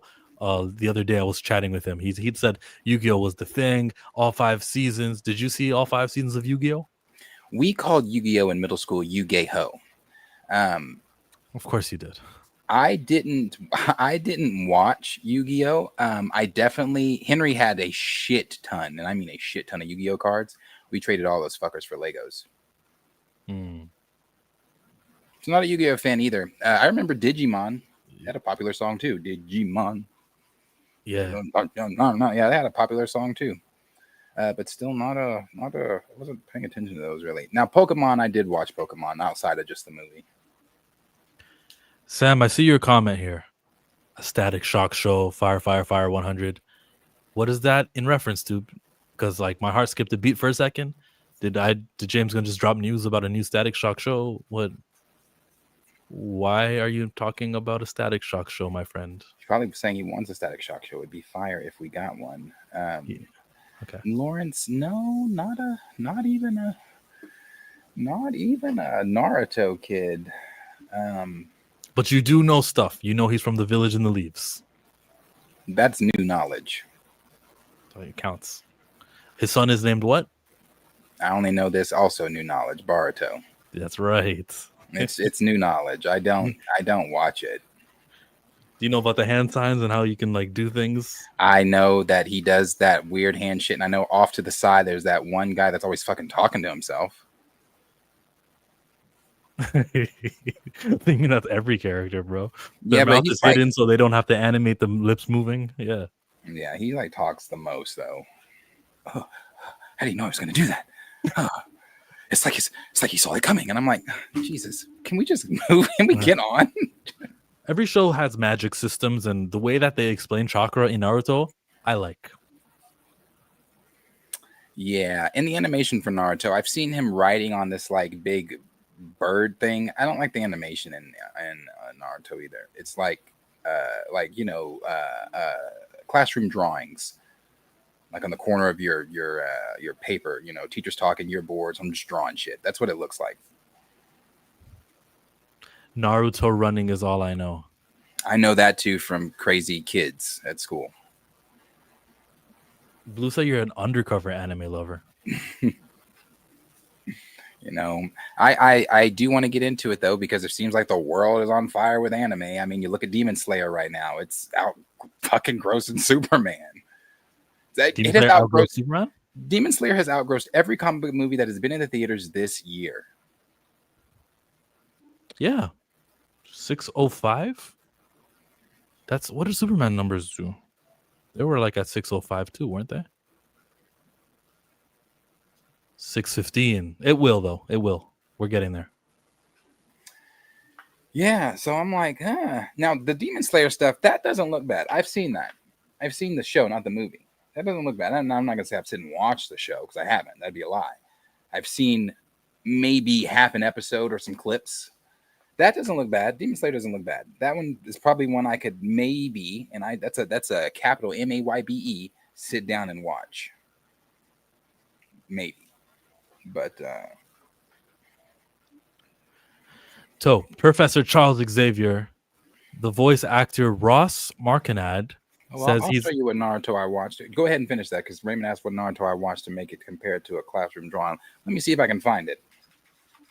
The Professor X voice actor Ross Marquand says he's amazed Disney greenlit X-Men 97 season 2 as it's so dark.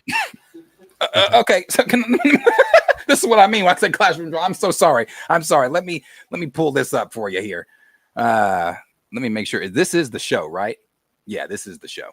Okay. Naruto. Yeah.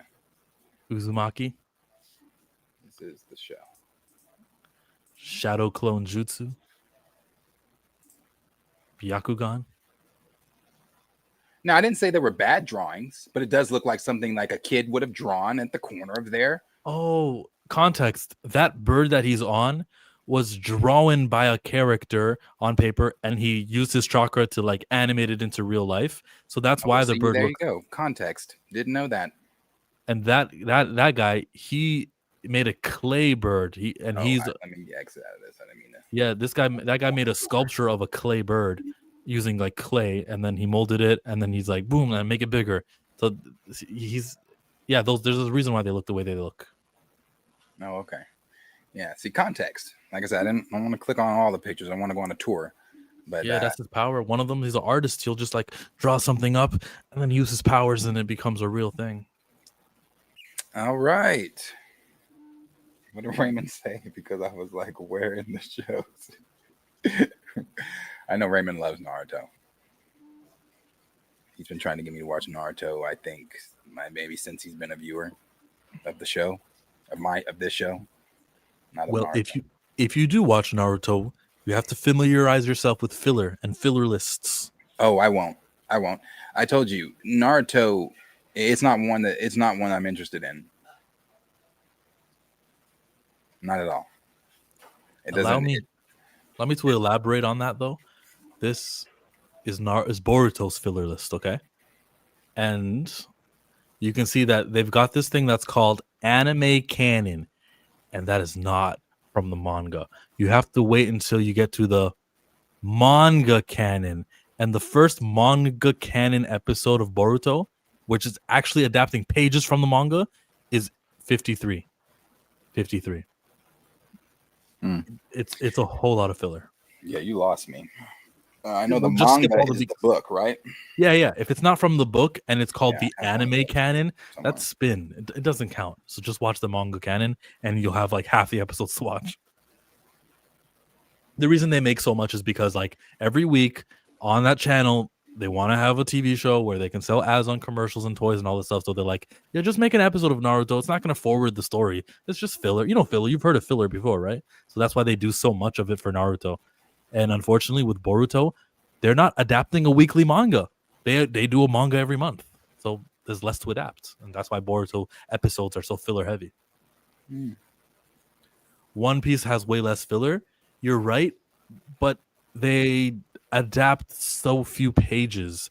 And so the episodes may have manga material, but there's still so much other filler. They'll waste 5 minutes on a recap. You know, I don't know. It's interesting. I don't know anything about anime, but it's everywhere with these youngins. Back to X-Men 97. So that's the voice actor for Charles Xavier saying it's going to be dark, very dark. A lot of people die, and so many people don't talk about it. What? A lot of people die. Like these people, though? Beast, Magneto, Morph, Cyclops. Like which people die? Yeah, what do you mean by people don't talk about it? So many people don't talk about it? I don't know. I did see where Bo was saying he has spoken with people, you know, friends of his that are still working on the show, that he, you know, that have fought for him and fought for some of his story elements to remain true and things like that. So I hope that that's true. And I hope that they really did keep a lot of his story, because again, I have recently rewatched 97. Masterpiece. Master fucking piece. Even despite my complaints with Bishop, Sunspot, and Storm, masterpiece. It is a masterpiece.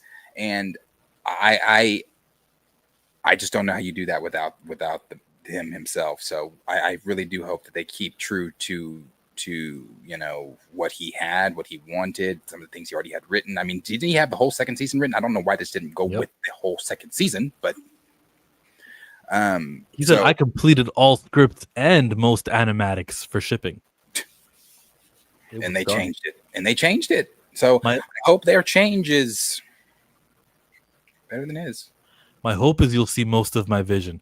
Thankfully, the crew has fought hard to protect my work and creative leadership. It's really season 3 where we'll see a whole change in the voice of the show. Stay tuned. That's I hope nice. he's right on that.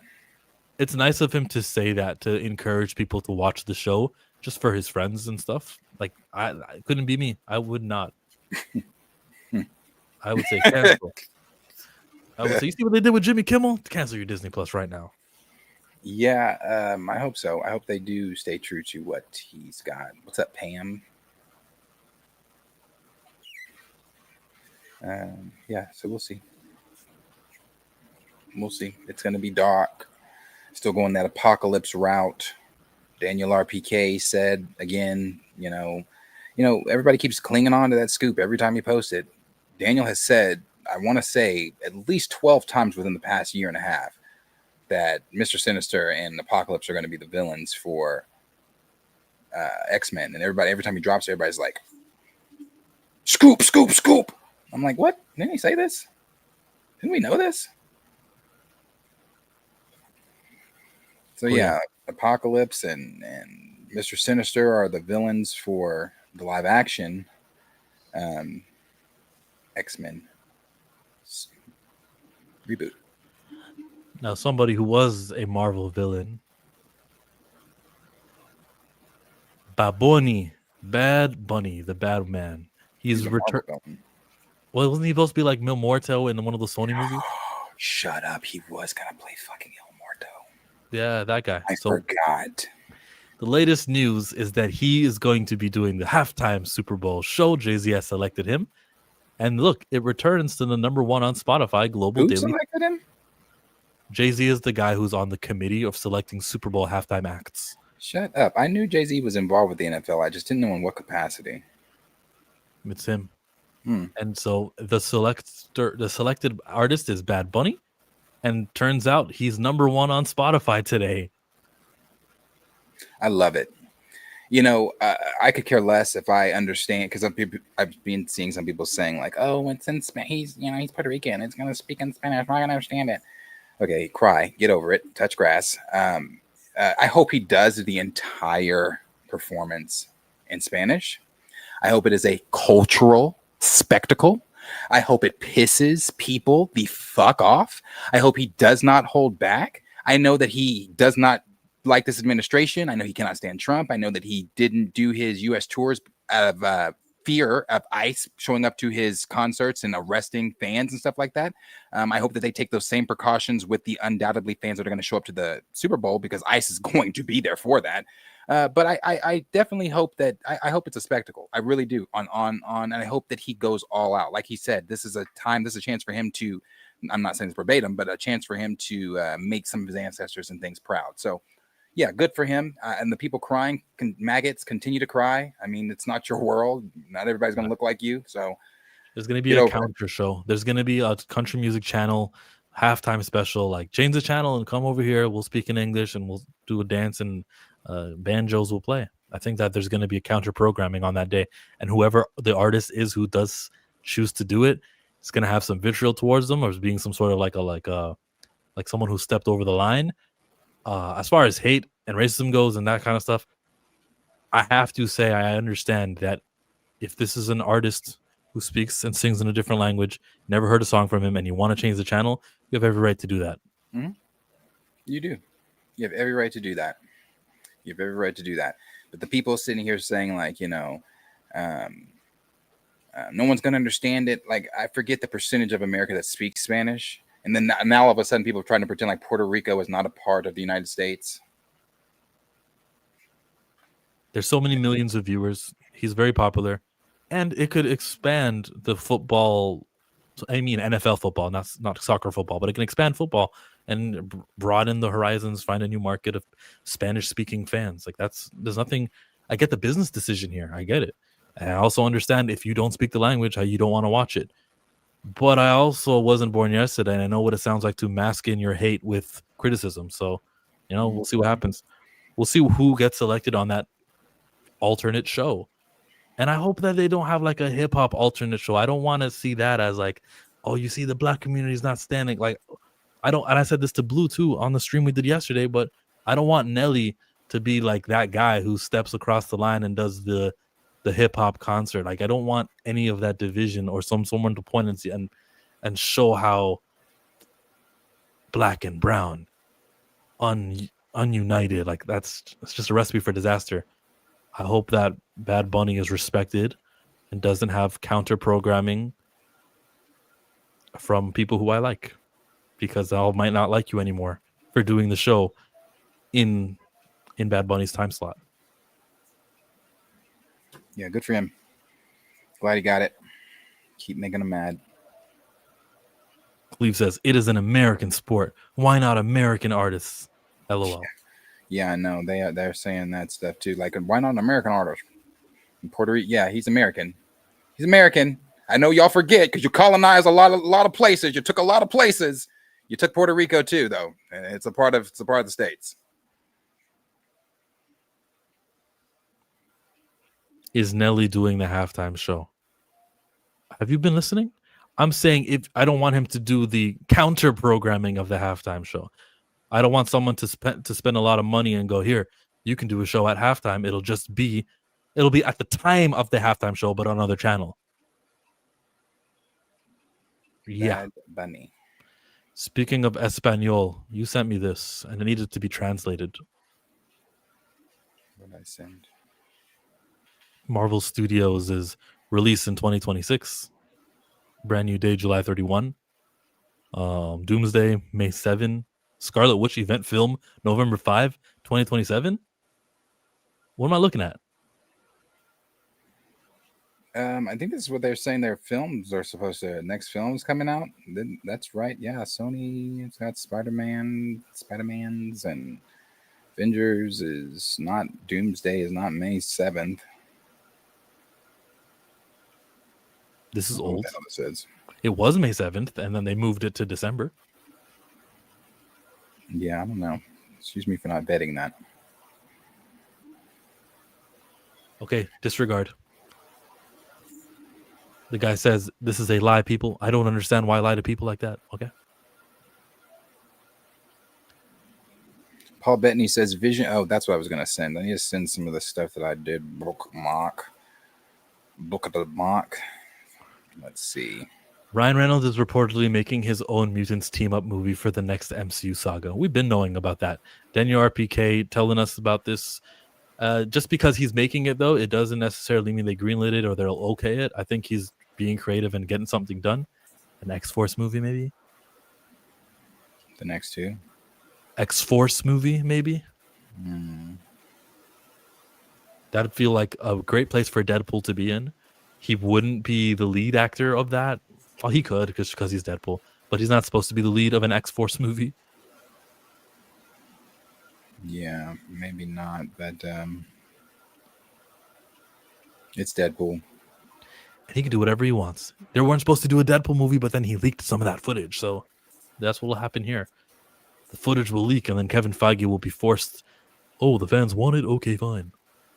I think it's just money waiting to be printed. So thankfully, we have a guy like Ryan Reynolds doing something that fans want to see. I'd rather see this than a lot of other things that they may have planned. I think Eternals 2 is canceled, but if they were planning on Eternals 2, I'd rather see Deadpool and on X-Force. Didn't they all die? I think Eternals 2 is what, Judgment Day, basically? Didn't they say that? They're doing Judgment Day? Oh, okay then. Sure. It's not happening. No Jump into Elizabeth Olsen. You just sent me this here. What does she say here? Talking about Vision Quest and how Wanda may be in it. Next couple. That's a great answer. I feel like you're dancing around a lot. Respect it. I other Marvel snipers. If I say anything, I'll lose my job. Probably you and me both. So, the Avengers movies are obviously, I don't know if they're wrapped, if they're done or whatever. What are you hoping? What are you hoping to see with this next phase of the MCU as we leave the multiverse saga. A massive paycheck. It's coming. I hope we continue to surprise ourselves and the audience. Like, I think that's what keeps people coming back, is to not rely on old tricks. And so that's what I hope for. And in the next couple. He should have said the part about, maybe it was in the other video. He said a massive paycheck. Maybe I didn't send the right video of him. What's he supposed to say? Oh, he was just talking about Vision Quest and what can be expected. Yeah, the Speed is in it. The kid that has been running around with Joe Locke doing the play that they're doing. He is going to be playing Speed. Wanda may actually be in it. The streets are saying right now that Agatha and Wiccan are going to be in it. We know that Ultron is in it. We know that Friday is in it. We know Jocasta is in it. And I'm highly believing Wanda's in it. Highly believing Wanda's in it. Don't know exactly though, but this is obviously the continuation of WandaVision. Yeah. So, yes. I love the Maximoffs. Love Vision. We know. Ready for this. SN. I don't know what the rules are for Hollywood movies streaming, but the rules don't apply to Tom Cruise. How long has Mission Impossible Final Reckoning been available on rental? He said, not me. I think it's streaming. Is it streaming? On Paramount Plus. No, it's not. I guess it's not.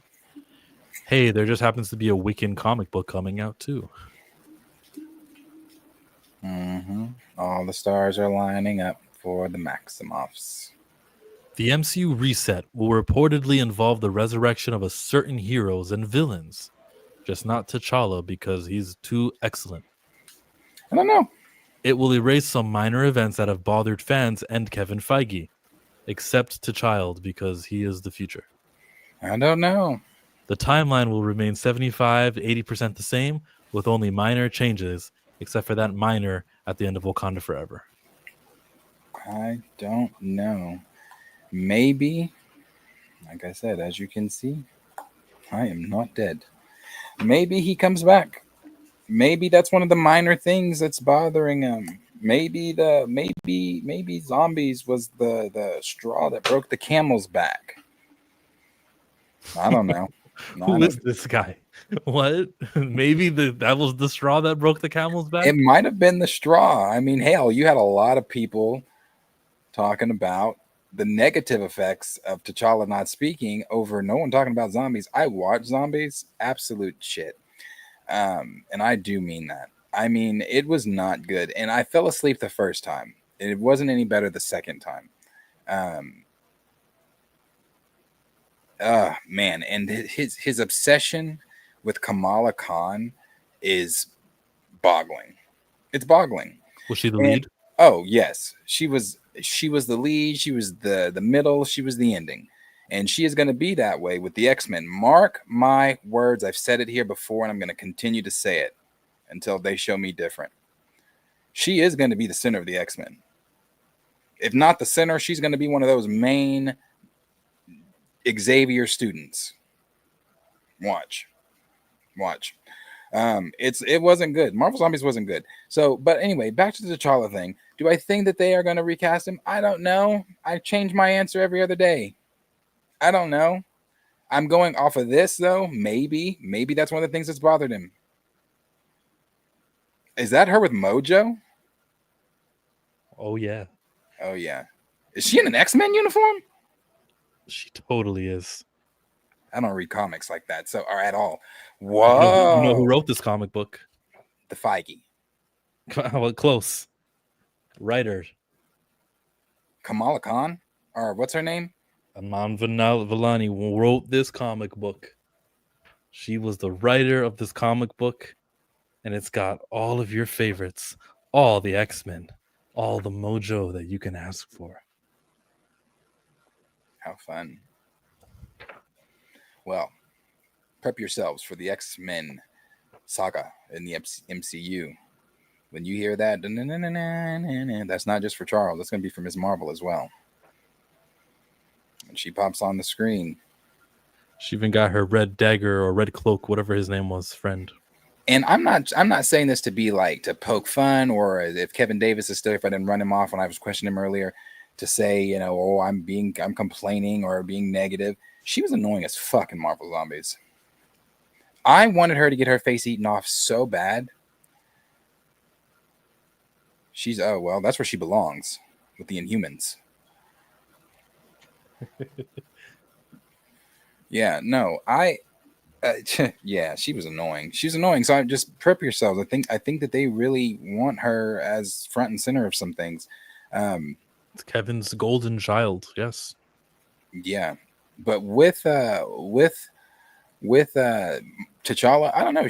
I mean, he really could. If this is true and they're talking about some damn like, oh, you know, they're sick of 70 to 80% of the stuff that they want to change that have made people mad, that have, you know, blah blah blah blah blah. Maybe.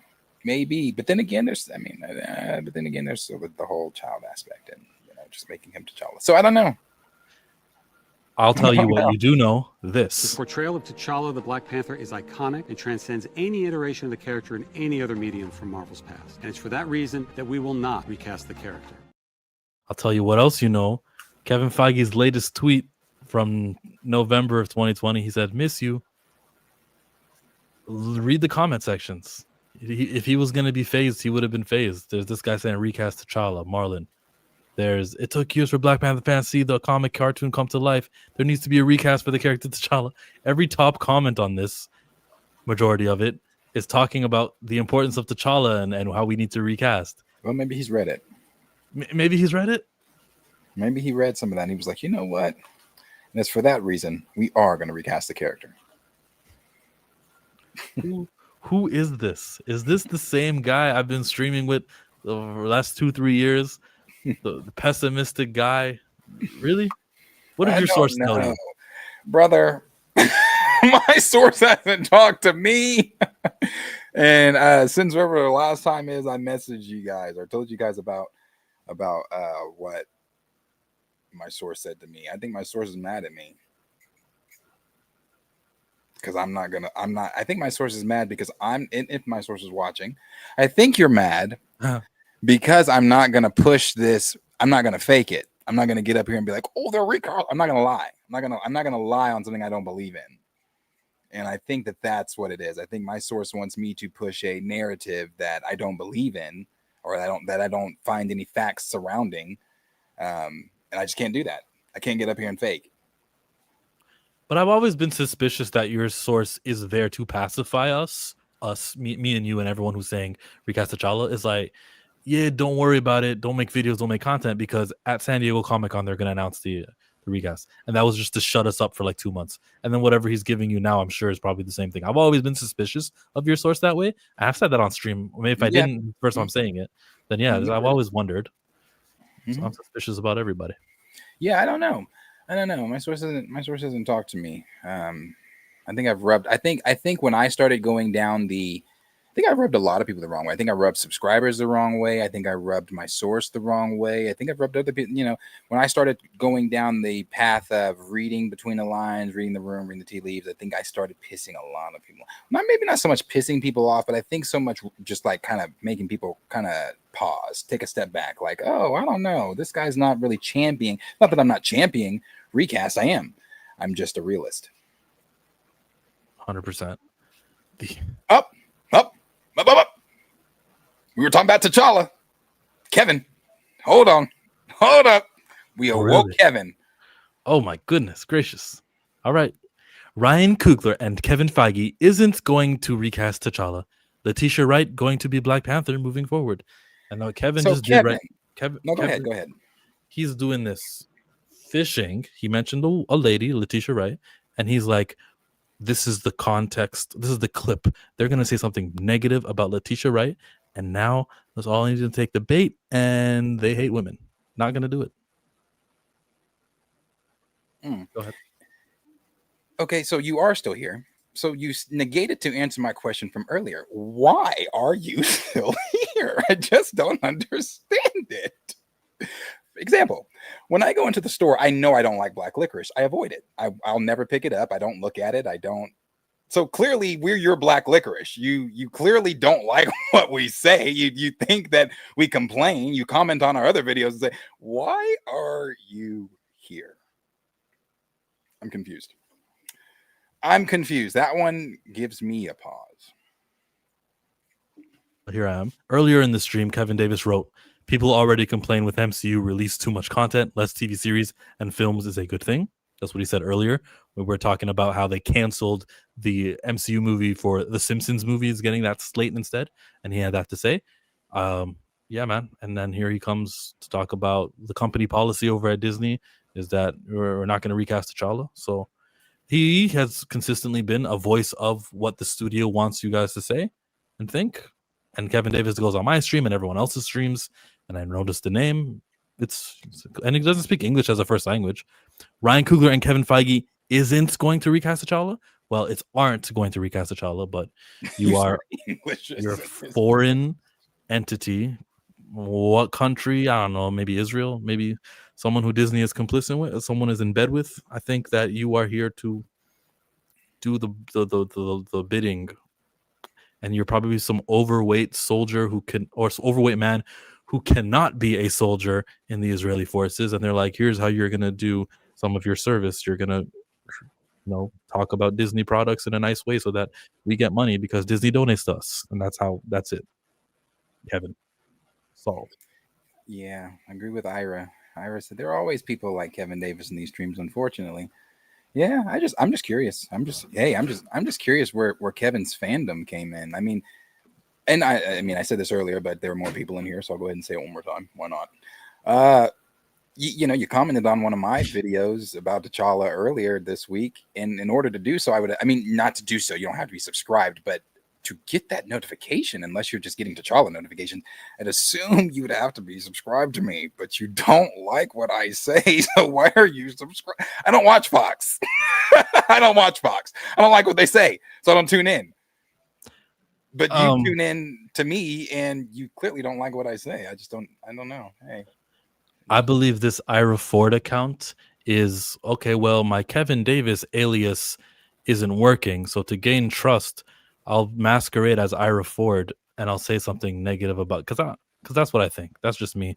That's me being skeptical and paranoid. You are, but because I don't know if Ira's on his side. I think I've seen Ira before, and I think the times I've seen Ira before was doing this. But all right, man. So you're saying Kevin Davis has switched YouTube accounts, went over to this account to comment. Whew, that's a lot of energy. That's a lot of energy. Conspiracy theorists, chill. You goddamn right. And if you're not a conspiracy theorist, you are a head in the sand. Everything's okay. The world is fine person. The term conspiracy theorist was coined to delegitimize those who question, the peddlers of conspiracies like governments and major organizations like that. So that's Phil is crazy. He thinks I'm not me. You are Tyler from New Zealand, WZ. That's what I think. No one's going to get that except for him. Chill got that dope hair. Thank you. Chill's got great hair. Wish I had Chill's hair. You don't? What do you mean? You don't? Don't act like you didn't. Just literally 2 days ago, see me on a whole, for 30, 45 minutes without my hat on. I didn't stream with you 2 days ago. We weren't streaming. Oh, you weren't wearing a hat that day? We were back behind stage. Yeah, we were backstage. I did not have a hat on. That's now twice then that you have not noticed that I did not have my hat on. Yeah, I didn't notice, man. I got to start noticing. What to say, man? I wasn't wearing it though. For 45 minutes. We were backstage for a while. We were talking for a while. Okay. Sorry for not noticing. Let's go. Let's keep it Marvel related, though. We're going from Kevin Feige recast T'Challa Marvel Zombies to this guy. Well, that's not Marvel related, technically. He's a DC. Chukwudi Uji wants to play Brainiac in the DCU. He says I had to jump at it. Oh, I would love it. If he was to play Brainiac, I thought his High Evolutionary was inspired. It's great. It's great. A British Brainiac. The specific scene of him yelling at Rocket, asking him, telling him, "I created you. How could you figure it out when I created you and I couldn't figure it out?" Like that whole scene of him with Rock. That's he was great. So very, very, very underdeserving on praise from that film, from the audience. Damn near, he was the best villain out of the three films. Here's that Vision Quest thing you just sent me. That Vision Quest will close off a plot thread originally conceived for the now canceled Armor Wars movie and TV show, primarily with an antagonist in the series who was part of in one of the earlier Disney Plus shows. In a way, you can say Vision Quest is the culmination of many projects on Disney Plus. Sounds good to me. I'm ready for it. I mean, yeah, I'm ready for it. Ultron, James Spader's back. We got Jocasta in it. You've got Friday in it. The twins. That's what I'm excited for. The twins. I want to see them together, using their powers together, but as not children. Yeah. Yeah, that'll be cool. Hey, let's do these supers before I forget them.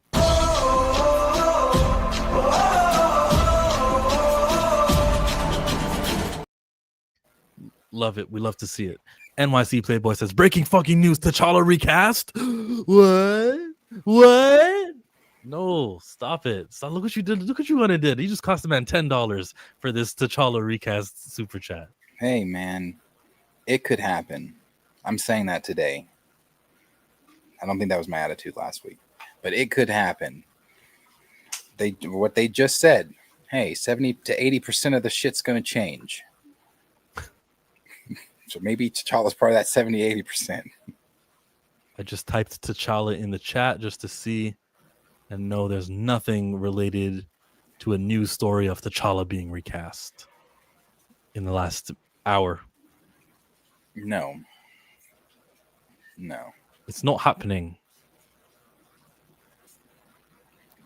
Thank you, NYC, for tuning in. We got another super chat. Don't let faith die, NY. You gon' think about me when I'm gone. I need that money like the ring I never won. I'm super. Sterling over this Brit for Brainiac. Sterling K. Brown. But he was in the MCU already. No, I can't see him as Brainiac. I can see Platt as, or he's not Platt. I can see him as Brainiac. My repetitive but short answer is I don't want to waste black castings on characters who are not authentically black because their studios are only going to tolerate so much. Yes, but what if his talent is so good, because it is, his acting abilities, and he brings something completely different to Brainiac? It would be he brought something completely different to the High Evolutionary. It would be a great performance that comes at the cost of a black casting somewhere else on the DC slate.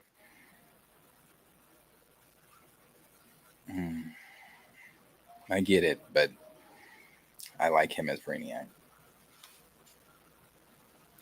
I respect that chili monger, but they have always casted Martian Manhunter as black in the DCU, and he may actually be with Tim Meadows, the character he's playing. Hell no, they better not. We said this last week. Tim Meadows is 68. He better not be John. He better not be the fucking Martian Manhunter. A 68-year-old Martian Manhunter standing next to 32-year-old David Cornsweet. Superman. And also, yeah, and then also, like as your comment says, but they always casted Martian Manhunter, and I always will oppose something like that. So, same position, bro. He better not be, bro. Now I'm looking up Tim Meadows again. He better not. How old is he? Is he really 68? He's 64. 64 years old. Well, he's a shapeshifter. He'll just shape into a younger. He'll be IL Teen. Because they're going to use his likeness on a toy. and on the screen, his CGI, like it'll be his, like Hulk, it'll be him, his face on Martian Manhunter. I don't want that. If we're talking Tim Meadows from back in the Even Steven days, yeah, sure, young, vibrant, fresh, sure. 64, 2025.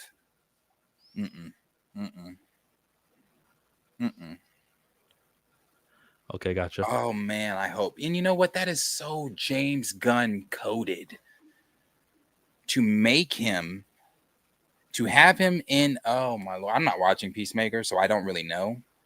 But is he doing John shit? Is he acting like John does when John's not Martian Manhunter? He says things that if you were a human being, you would already know these things, or you would be able to tell the difference between birds. Like, but because he's a Martian, people are going, that's why he said things like that. That's why he says individual. He doesn't say I'm a man or I'm a person. He said the word individual. And like, well, don't you mean man to man instead of saying man to individual? Or he had a line like that. People dig, and they could be right or wrong. They were right about the racism theories, though. They were. Oh, God. About the Earth X racism series. There are a lot of people going at Gunn too, right at the moment. Because of this thing? No, not because of that, but because of just, I guess, lack of cohesion in the story. I don't know. I'm not watching Peacemaker, so I really can't speak on it. Tim Meadows is hilarious in Peacemaker. Martians don't have bird blindness. It's just a gag. All right. That's last episode of Peacemaker was great, particularly the ending, where Peacemaker's brother in Earth X says, "One got out, a black." Yeah, I did see that. I did a tweet and I said that's Kevin Feige when T'Challa overperformed. One got out! A black! What? And then she gets chased down the road, which could you I wasn't too fond of. Huh? Could you imagine walking outside one day and then it's like that? What the fuck?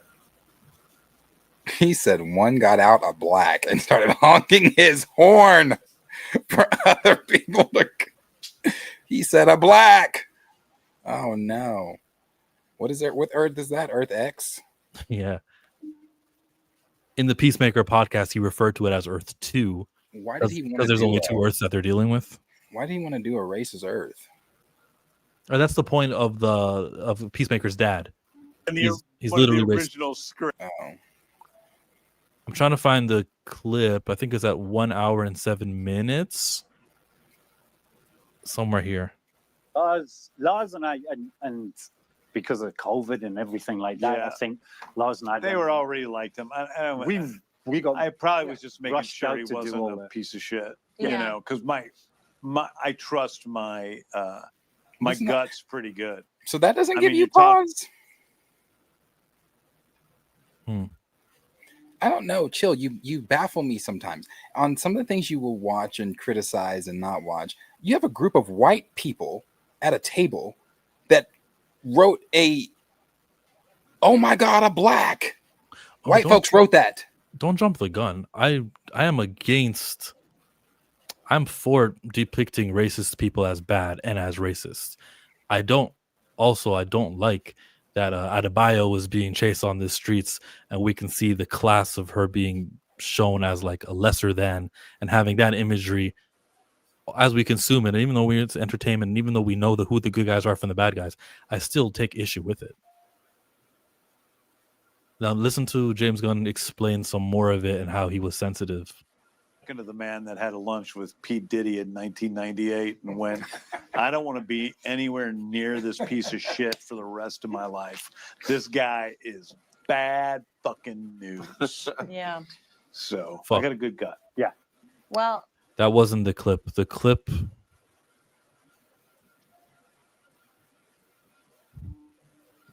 I didn't timestamp it. I watched it though. And he spoke about,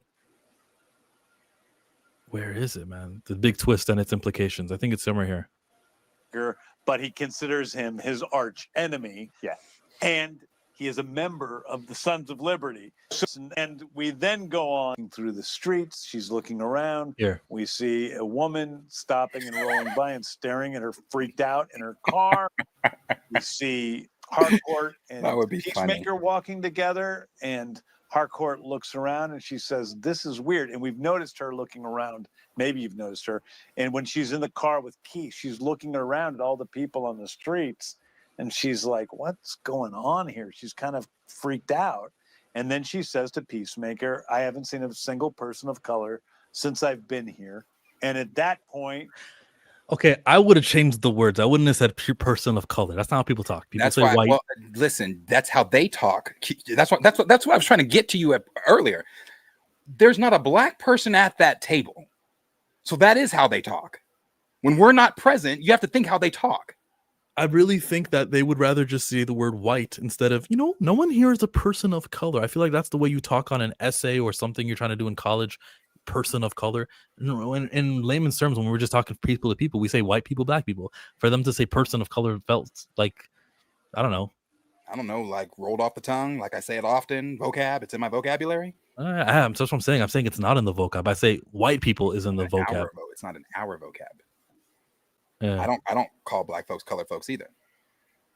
But you think some of these, maybe they have these Hollywood types, they're like ingrained in their mind. We say person of color instead of white. I think the camera is on, so that's why they're using that term.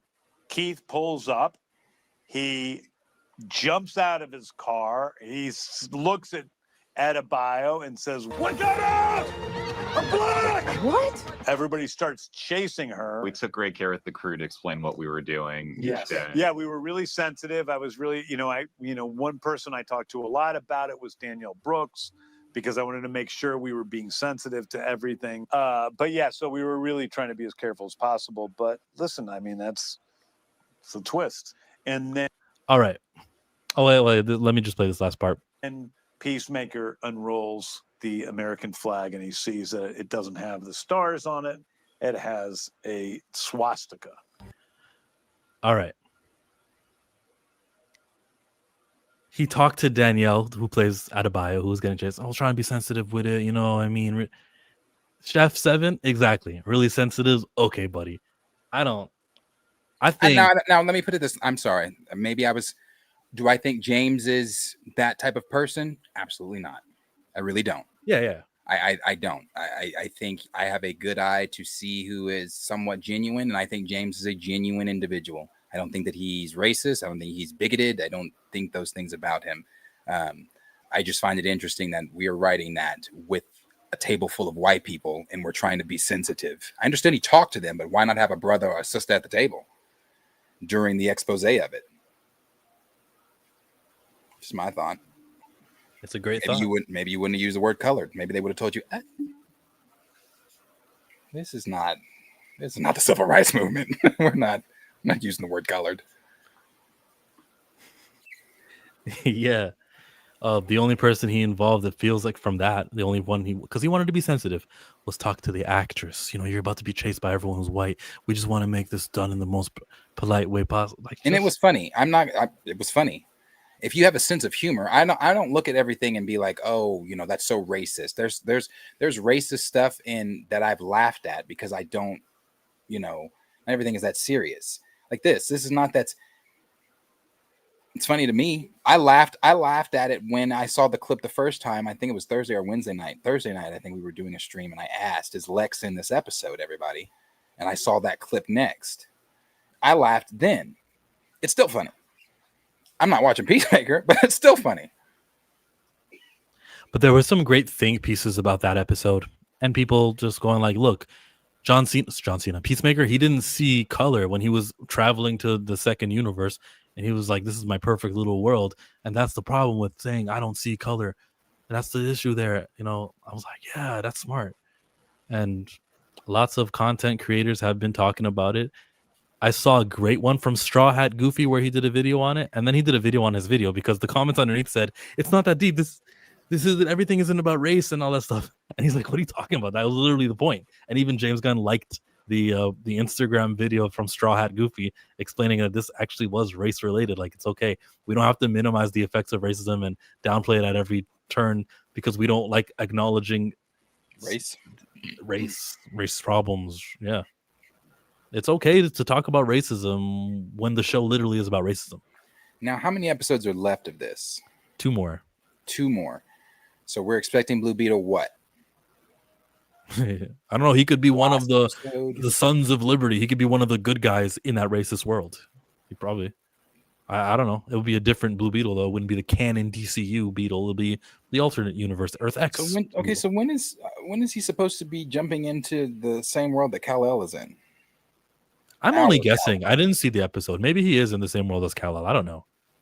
No, I mean, when is Peacemaker supposed to be jumping into the same world that our Kal-El is in? He already is. He was in the Superman movie for a second. And the majority of our Peacemaker, or is that in this show, they're in the alternate Earth, but they travel in between the main universe and the alternate universe.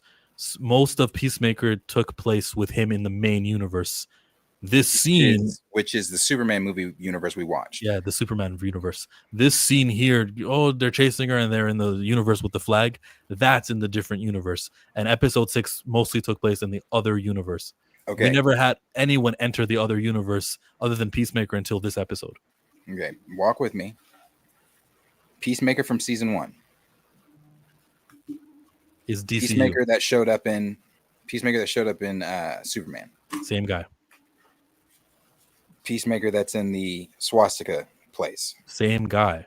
Okay, so the Peacemaker that was in Superman movie is the same Peacemaker that was in Peacemaker season 1, but not a Peacemaker that was already in Superman's universe.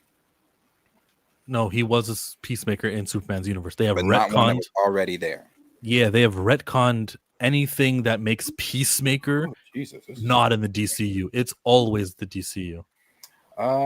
James, and maybe it's just me. Maybe I'm making it harder than it needs to be. Sorry if I am. For somebody that said that they didn't want this to be as confusing as Marvel, I can follow Marvel. Maybe it's because I'm not watching Peacemaker, but you were the one, James, that told me I didn't have to watch shit to understand shit. They get it. James retconned season 1 to be in the DCU. Okay. All right. It's not confusing, LOL. I would agree with chat right now. I think maybe it's not. Maybe it's just me. Just accept it. Maybe it's just me.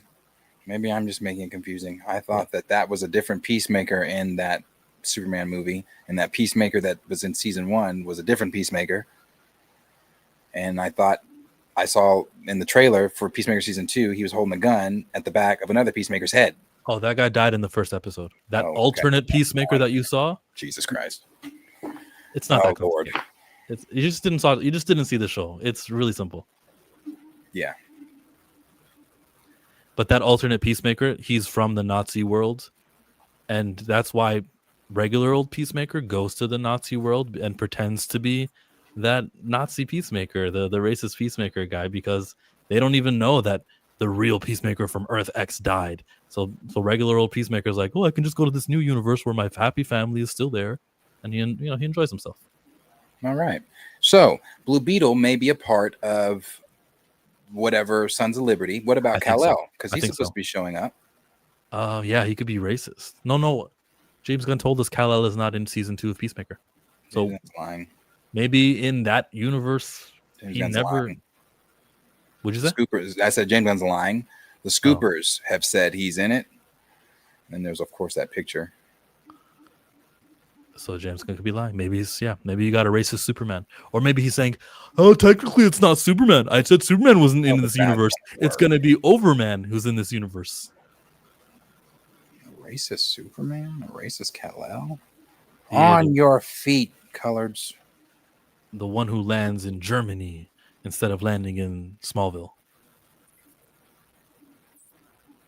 All right, James. 2 episodes left. I'm too flat. Sorry, I want to preference this too. I said this the last time, and I know there's a person, he might be watching. It's mad at me every time I say it. No one's watching Peacemaker. There are people, and when I say no one, I don't mean like it's literally like it's zero watch time. People are watching Peacemaker, but the numbers are, from my understanding, akin to Ms. Marvel. And no one watched that. So I don't think that Peacemaker's doing what he wanted it to do. You know, he does that podcast at the end of each. I don't think that gets the traction that he expected it to get. I know people always tell me in the chat, well, this was the reason why he has Peter Safran, and so he can be in the front and center, and he can. I just don't think that's a good idea. I just don't think it's, and it hasn't really worked thus far. You know, people are already talking about the promotion for Supergirl. Is it going to be James or is it going to be Millie? I mean, because James, I don't know. He's in a lot, and I don't really care that's why he's got Peter Safran. He's in a lot. Comments on a lot. He does a lot. Ms. Marvel's budget is not the same as the Peacemaker, though. That's the thing. Okay, so is that even true? But what does that have to do with the viewership?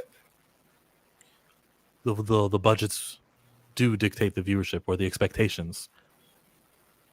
They justify each other. If they know that like Wednesday season 2 was going to be watched by so many people, Netflix will like break out they'll do everything. They'll give it as much budget as possible. Okay, season 1 of Peacemaker. We know no one watched that. Those numbers are out. You can Google that. I don't know where to look for like what website tracks that stuff. Well, you can go to Nielsen. Okay. I go to Nielsen all the time, and I only know how to navigate it for today's like. Oh, okay. You can't look at past. Well, I don't know. Maybe you can. I just don't use it that way. Yeah. I don't know. I don't know. I'm not really looking at the budget as a really a big factor. I understand it is a factor. You know, yes, what you said makes sense. People like Wednesday, you know, if season 1 did really good, they'll up the budget for season 2. You know, I get that. But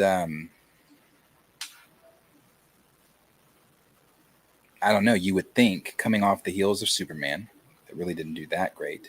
Come off the heels of Superman, would you not think? Here's a question too. Is it because it's fucking Peacemaker? An obscure character that the general audience, because, you know, James Gunn also, this is what I mean when I say James Gunn talks too much. He also went on a whole thing where he said casual audiences understand. It's us that don't understand. Which is, I don't even know what he meant by that. He said casual audiences understand Batman. It's us that don't understand Batman. I had a casual viewer asking me what's going to be the difference in the two Batmans that are going to be in the DCU, not knowing the difference in Pattinson's Batman and whatever Batman's supposed to be coming out. So they don't understand it. And it's like I said, is it because it's Peacemaker? It's an obscure character. It's this land that he likes to live in with these characters that don't really matter, you know, wanting to do all this weird shit with them. It's getting less and less. It doesn't matter, especially with episode 6. I think that his device to open portals to different universes, the inclusion of Lex, I think this has some stuff to do with that Man of Tomorrow Brainiac movie. We're getting there. At least we're explaining why Lex is going to be out of jail or negotiating with the government on his time.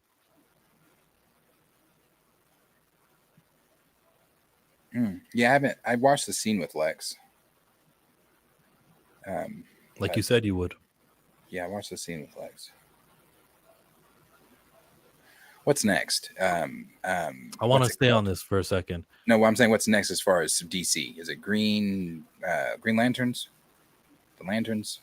Yeah, I think so. Early next year.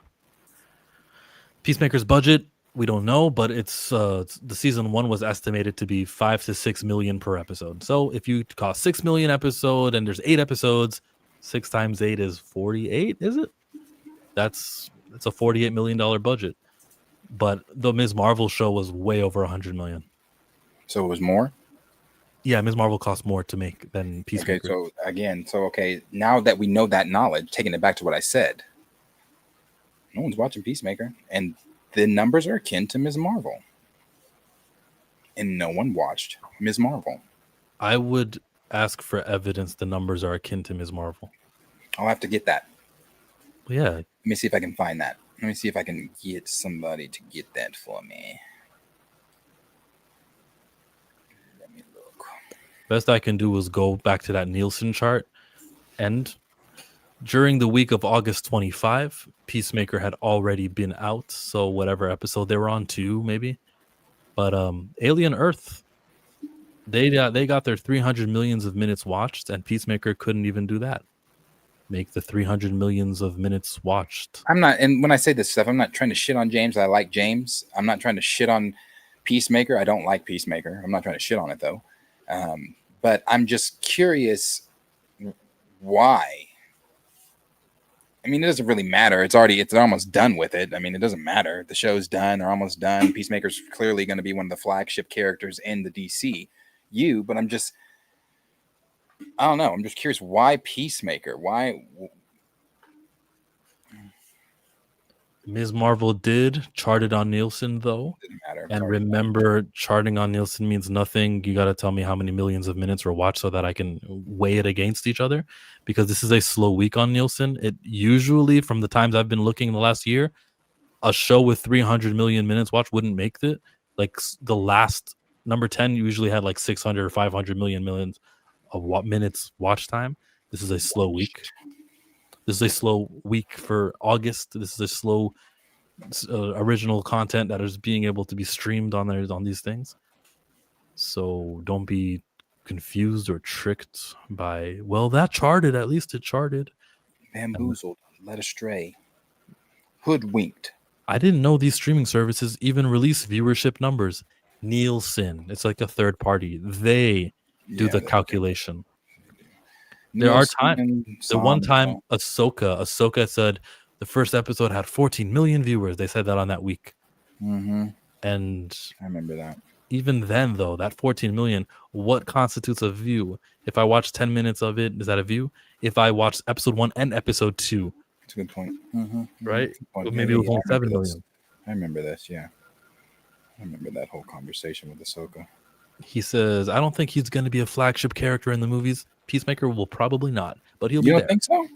A flagship character? Maybe not. I don't know, man. Because maybe not. Maybe he won't. But this is also James Gunn we're talking about. And when asked by, I think it was Josh, who his favorite superheroes or his favorite DC characters are, he said Peacemaker, Batman, Superman.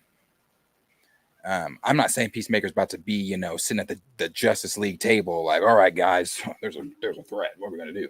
I'm not saying that, but I'm thinking he's definitely gonna be around. It's like they're gonna be like, well, did you call Plastic Man? He's not available. What about this? They're not available. Icon? No.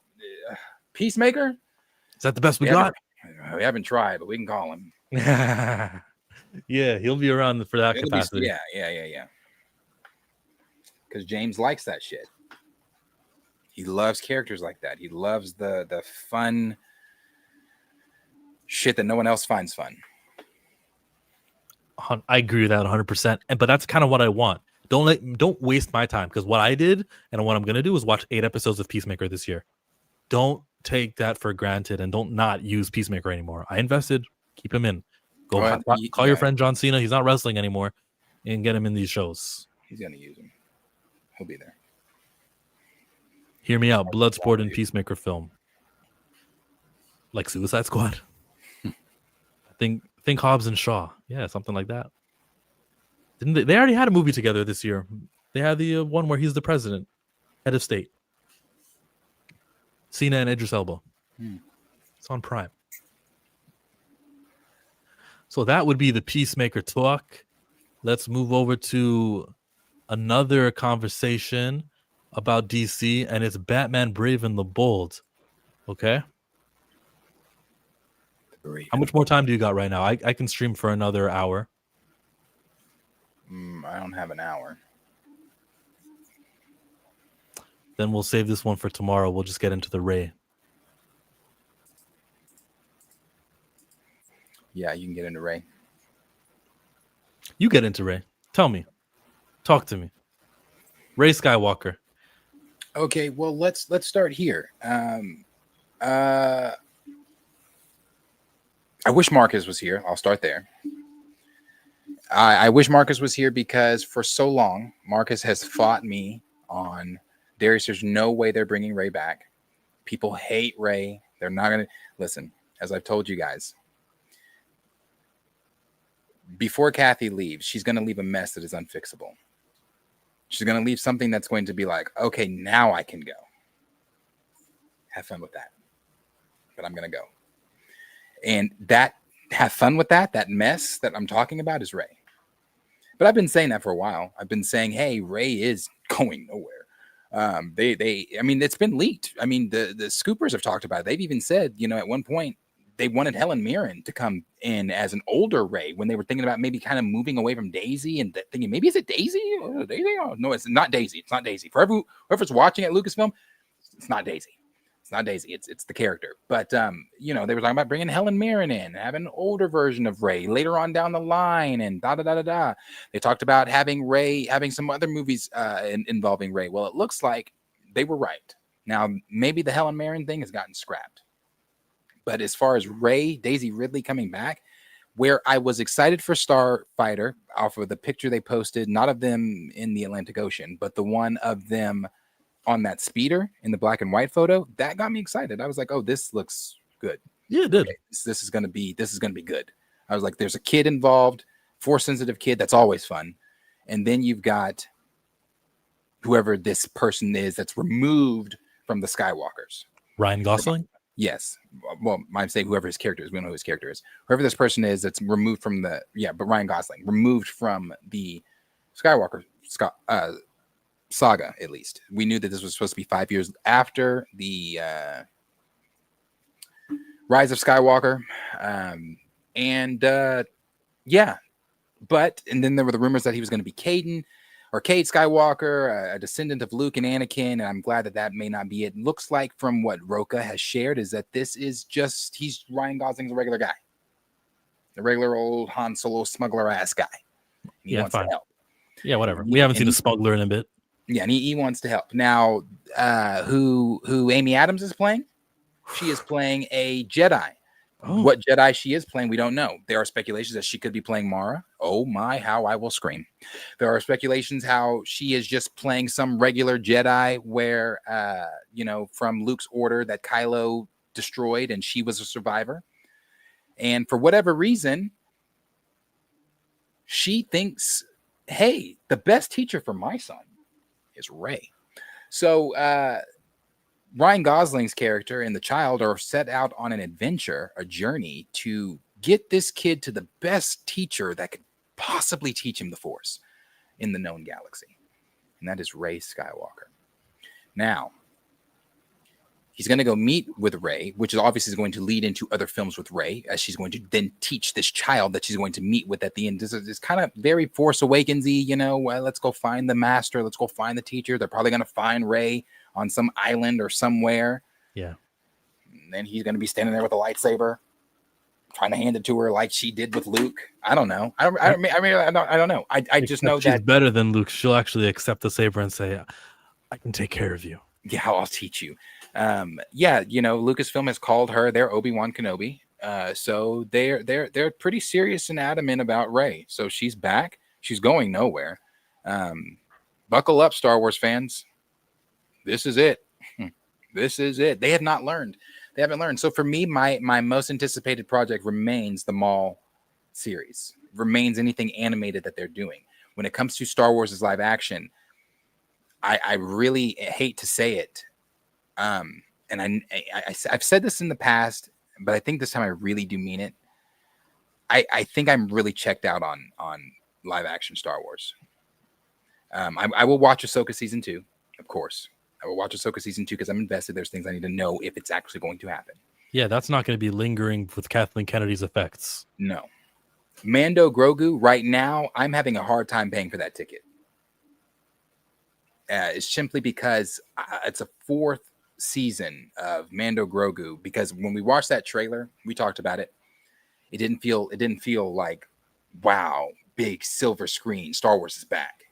It felt like this is a underwhelming trailer for Disney Plus. Some of you may feel different. I don't know. Again, I'm sick of Grogu doing cutesy ass shit that he was doing in 2018. So I'm not excited for Mando Grogu. I'm not excited to see them go on another Disney Plus 30, 45 minute adventure that I know is going to be a 2-hour film, but it's going to be a 2-hour film of, again, what we've seen on Disney Plus. Yeah, you're adding in Stinky, and you're adding in Imbo, and you're adding in a couple of other Hutts, like the Hutt twins from the Boba Fett show. They're showing up. Is it going to be more than what they did in the Boba Fett show? I don't know. Remember, in the Boba Fett show, they showed up, threatened Boba, never showed back up. I don't know. So I don't know what it's going to be. I just have a hard time caring. Now, again, that mall show, day damn one seated. Well, I think of it as time periods. Season 4 of Mandalorian Grogu is what the movie is going to be. That's season 4. And it takes place in a great time period. Ahsoka takes place in the same time period. And Maul, that happens after Order 66, in between the third movie and the fourth and episode 4, New Hope. It's a different time period. Fine. That's cool. Everything afterwards, though, it's hard to get interested in. And yes, it is going to be difficult for a lot of people to be enthusiastic about Mandalorian Grogu and seeing that movie when we know that all pathways lead towards Rey returning to the franchise. I think you got to boycott. I think we also got to make the other movies that are going to be happening in that same time period popular. Zelda, I'd rather talk about that because that's coming 3 weeks before Star Wars Starfighter. And the more money Zelda makes, the more movie theaters are going to say, well, which movie should I keep in the not for the first week. Opening weekend, Starfighter is going to do its thing. But by the time we get to that third and fourth week, they only got 8 auditoriums. Zelda's performing better. We're not going to show Starfighter anymore. I think that's the goal of me. So Starfighter, sorry, I'm not going to be talking about you as much as I will be talking about Zelda and all the casting news. And that's at least my protest. That's my form of protest. Enthusiasm is very dead for this. It's because Kathleen Kennedy is going to make things linger. She's going to take Mara Jade, cast Amy Adams. This is the rumor, and ruin that character so that you can't even have her. You like that? That Timothy Zahn creation? I heard you guys like Mara Jade, don't you? Well, her name is not even Mara, it's Sarah. And there we go. Sarah Jade it is. I don't got to pay Timothy Zahn any royalties, and I've got Luke's relationship taken care of. We got to ruin that on the way out. Kennedy, yeah. Yeah, if that rumor does turn to be true and she does, say I'm Mara Jade Skywalker, and I won't even be mad. I'm gonna laugh as I'm collecting my things to leave, but I'm not staying. Like, come on, I'm. And some people might say, "Oh, that's so exaggerative." You're exaggerating and things like that. I'm telling you, man. I said this many times. I love Marvel. I do. Marvel is great. I love DC. I do. They're great. But none of them have ever impacted me the way Star Wars has. I've never sat in a theater and felt the way I felt about a movie when I left Star Wars Episode 2 for the very first time. That's the very first Star Wars movie I saw. So we've never felt that way. So you're now ruining my childhood, and I'm not going to allow you to do that. I will step back before I let you ruin my childhood anymore. Mara Jade is one of the coolest characters created in Legacy, that's created in the Legacy stuff, and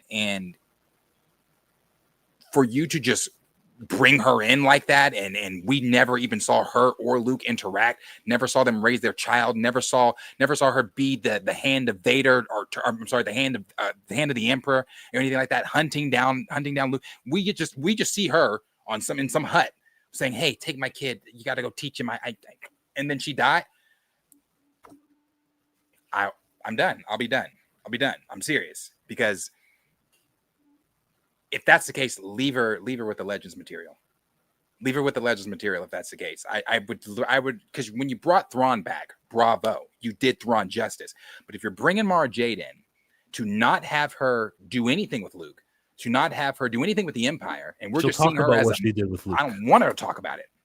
I already know about it. I want to see it. So no, I'm good. I'm good. And I don't want to see Mara Jade without Luke anyway. I'm good. Bye. Keep it. Amy Adams wouldn't have been my choice as Mara Jade anyway. Is she too old, or is she what's wrong with her? I don't want to. Well, too old, and then not body shaming her, but not the body type. She doesn't have the body type to be Mara. Oh, Mara Jade's supposed to be slimmer and less slimmer, and less full. This is Josh the Den of Nerds. He says, it's true that I've been hearing Rey is the centerpiece of the future for Star Wars content for years, but I also know not everyone over there thinks that's a good idea. Everyone there, like, he means Lucasfilm, right? I think so. It is shocking to me that the entire plot of Starfighter is basically a primer to get the new Force-sensitive character to Rey. Like, that's too much, man. Ultimately, the reason I hate this is because it's not organic. Like, there's just zero chance Sean Levy was sitting around thinking of a movie that led to Rey. Yeah, probably he was thinking of a movie leading to Luke. This is a corporation to try and prop up and fix the character they created. This is all about building a bridge from the sequels to more movies. Sean's movie could still be awesome, but Star Wars should be more than this. I don't think he has a strong enough stance against it. I'm like more angrier than he. Sean's movie can still be good. What are you trying to say, man? I want that movie to flop. Tank, make $0.00, and therefore the pathway to Rey, this trilogy of Rey movies that are Simon Kinberg is supposed to be writing, don't happen. The way to do that is by shitting on the movie and talking about every other movie that's coming out in May of 2028. July of 2028, I think. Yeah, man. I mean, they have like that. Remember when we were talking about how can they fix this with Star Wars? I've said it, and I know like I Am Two Fly is not going to agree, and some other people. The only way you can fix this is if you absolutely just have 7, 8, 9 be their own thing, and they don't exist on the canon. They do not exist on the canon timeline. That is the only way you can fix this. Because if you're wanting to do, I'm not mad at them wanting to do Mara. I mean, you're fucking. When did they buy Star Wars? 2015, 10 years late. But you know, was it 2015 that they bought Star Wars? Maybe 13, maybe. But yeah. You're 13 years late, but I'm not mad at you wanting to do Mara. If you want to do Mara, that's cool. But the only way you can do that is if you absolutely say 7, 8, 9 do not exist. They happen somewhere else. Sure. I don't know. I mean, I don't even like that, because in Star Wars, there's not like a somewhere else. There's no alternate. There's not like an alternate timeline where, oh, this happened on this timeline or this happened. No, that doesn't happen in Star Wars. That's like the world between worlds is not a time machine. It's not an alternate reality. It's not something where you can change shit. Filoni has said that himself. So there's nothing like that in Star Wars. So that's why I'd say you just have to take it and throw it in the trash. You have to take it and throw it in the trash. It just can't exist, because you need to do, if you're doing Mara, then you got to do their kids. You have to do their fucking kids. No, you don't. You can do whatever you want. You can do a kidless Mara. You can do Mara Jade, who's got a yeast infection, which limited her birth. No. One of the things that makes Mara and Luke so interesting is their children. Not anymore. What makes them interesting is the droid they have, which you can purchase for $79.99. And then, of course, what is their nephew that turns to the dark side? Yeah, what's nephew's name? D-Stizzle, somebody help me. Legends people, help me out. No. It was Ben Kylo Ren, okay? That was the only nephew turned into the dark side.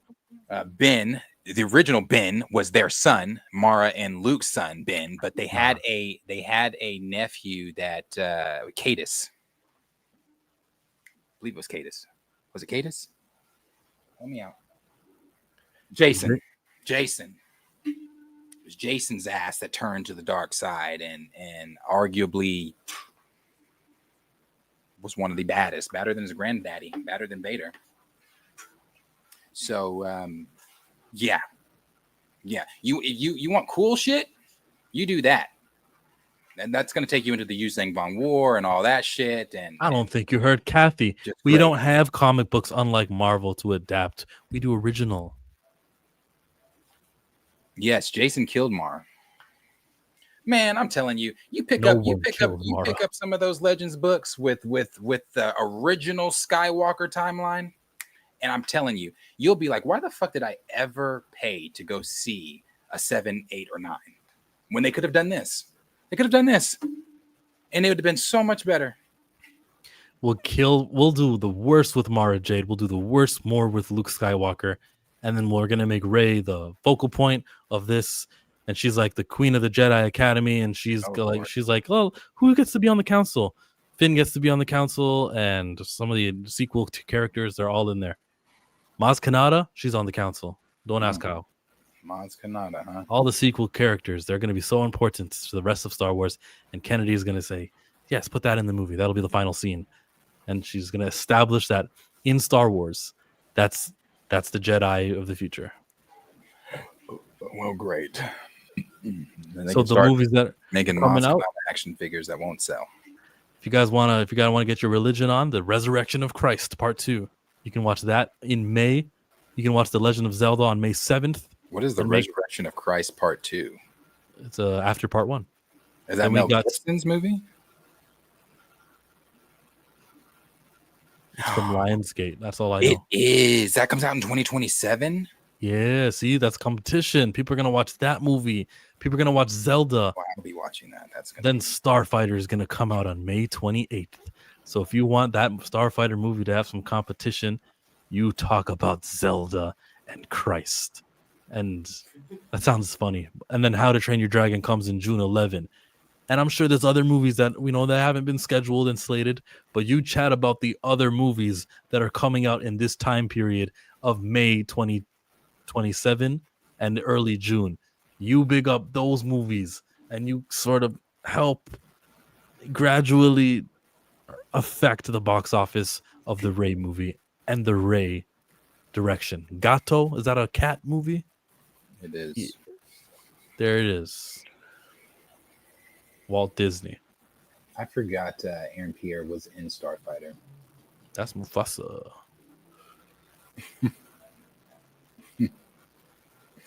No White Chicks 2. Marlon Wayne said no. Mel Gibson ain't canceled no more. What is this? I'm interested on this trailer tomorrow. Now, it could be some blasphemy shit that I'm going to be like, oh, I won't be watching this. But The Carpenter's Son with Nicolas Cage. It's a horror movie, a take on Jesus Christ. Oh, that's crazy. I know. That's what I said. I was like, what the fuck? I'm going to watch this trailer tomorrow, though. But if it makes my skin itch, I'm going to be like, oh, no. Can't watch this. Are you looking it up? Yeah, it looks like Nicolas Cage is playing the lead. He's playing it takes place in Egypt, it says. It takes place, I think, after the crucifixion. Okay. Well, that's not skin like copper and hair like wool. Not Hollywood. You are never going to get Jesus depicted the way he's described in the Bible on screen. He has to be a white man to ease people's minds. Okay. Which is funny because I've seen, so many people saying, for Charlie Kirk to be what Charlie Kirk was. I wonder how shocked he was when he opened his eyes. When he saw, hey, brother, you're standing in front of a DEI. Next topic. we got a super chat.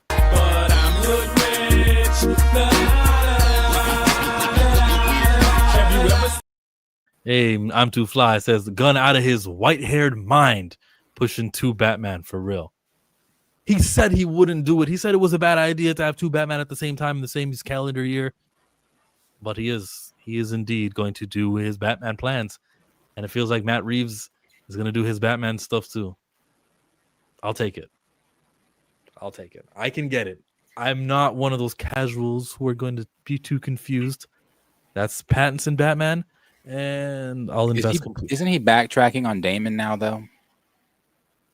Oh, shit. Somebody asked him about, is Damon still in it? And I thought he said something. I forgot what his answer was. That's crazy. I forgot what his answer was. Let me find that real quick. He was so enthusiastic about the Damon stuff. Did you already send it to me here? I'm looking for it. When asked if we'll see an older Batman, the DCU boss replied, "No, I think you have to wait to see the movie. Some things have changed. Plenty of things are in flux." Oh, that's what he said. James Gunn teases that plans may have changed for the DCU's Damon Wayne. Okay. According to World of Real, filming has officially begun for... Okay, I don't know what that is. Oh, this is something else. Okay. During a recent interview with IGN, James Gunn answered that some things might have changed regarding Damon Wayne's parentage. When asked about Bruce's potential age compared to Damon's in The Brave and the Bold, is he not making Bruce his dad? Yo, what kind of Kathleen Kennedy machination is this? He said, "No, I think you have to wait to see the movie. Some things have changed. Plenty of things are in flux on what his situation is with his parentage and all that stuff." What do you mean all that stuff? It's just, what do you mean? So I wouldn't take any of it. Yeah, I mean, the actor who wants to listen, first of all, I can tell you the amount of big actors that have told me they want to be Batman. I think you'd have a harder time finding actors who don't want to be Batman. He's one of the characters everyone wants to play. That's the truth. Yeah, I hope he doesn't. I hope, man, you already changed Kal-El's origin. Don't change Damon's. I hope he doesn't. I hope he keeps Bruce's dad. I hope he keeps Bruce's dad. That's one of the most interesting things about him and Damon's relationship, is that he's his fucking dad, and he's Robin, and he's not like any other Robin, and it's a dad and son relationship before it's a really Batman Robin relationship. James, that's right. I feel like Tyra. I was rooting for you. We were all rooting for you. Damn it, James. Yo, Tyra got some backlash for that show. She was making fun of the girl with the gap on her teeth, and like, that's not how a model looks, and she was giving her some harsh stuff. And now that's right now. If you say That's that in the London 25, look. Yeah, that's what the commercial. Get the London look. You remember that commercial? No. Come on, the commercial with the white chick with the gap. Get the London look. It was for the lipstick. Come on, get the London look. You remember that girl? She was everywhere, and everybody was talking about, yeah, get the London look. Nah. Sorry, don't remember the London look commercial. Maybe this wasn't a. Hold on, I'm sending you this is 13 years old. I'm sending you the link to it right now. Tell me now, is this the London look? Y'all let me know. London, was this the look 13 years ago? Where is this girl? I ain't seen her since the London look. In the private chat. Rimmel London's new scandalized. Ready for a new scandal? Rimmel London's new scandalized mascara. For the most arresting lashes. The bolder, the better. The new Max Density Brush gives obscene coverage. This means trouble. 3 times the collagen and keratin creates a high volume scandal. A girl would do anything. Wait till she says get the dangerously London look. thick lashes. Do your Can't lashes wait. demand attention? Guilty. New Rimmel London scandalized mascara. The bigger the scandal, the better. Get the London look. Get the London look. Why is it the most replayed part of the trailers of the video? Oh, I haven't heard that shit since 13 years, man. She said, get the London look. Hey, yeah. Yeah, so I guess that's the look now. Hey, if it wasn't the look when Tyra was doing Next Top Model, it's the look now. No, Tyra needed to be slapped for Next Top Model because she used to say some off-the-chain shit to some of the people. Andre said, not a curve in sight. Can we go? Are we done? Are we done? Are we done? finished? Hey, great stream. Darius confirmed T'Challa's casting is happening. And Kevin Feige is going to listen to all the tweets on his Twitter account. I should tweet something to him right now. I don't know what I'll do. I'll tweet something. I did not say that. One Yeah, thing you we did. didn't get to that we can get to tomorrow, though. What the fuck? This is my first time seeing Young Thug's cover to his new album. This nigga is so touched. Robert Pattinson's in Spider-Man. He's heard her love interest, her new boyfriend at NYU or MIT. He's not busy. Maybe he's the MCU Morbius too. Maybe. Yeah. No, that would be it. There's some other things here, but they'll have to wait for tomorrow. Lots of other things. You know, Daniel talking about Ghost Rider. About sick of them talking about Ghost Rider. Toy Story supposed to be getting the what?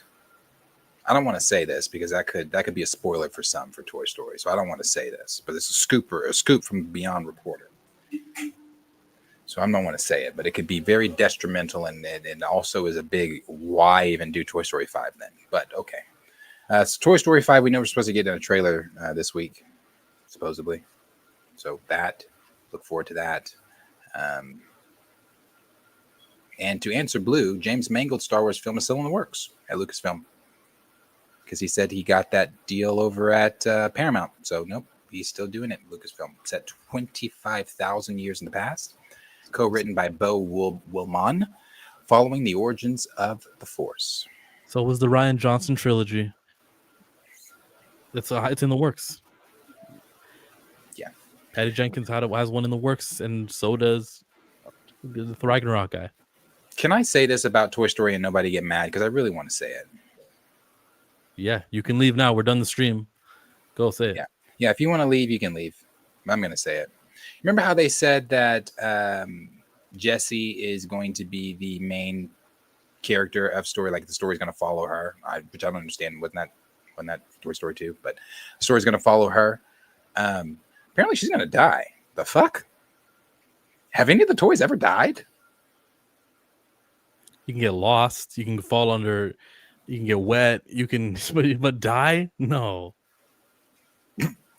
So my question is, why even do Toy Story 5? That's depressing. Why would you kill one of the toys? What happens when the toys fall from a great height?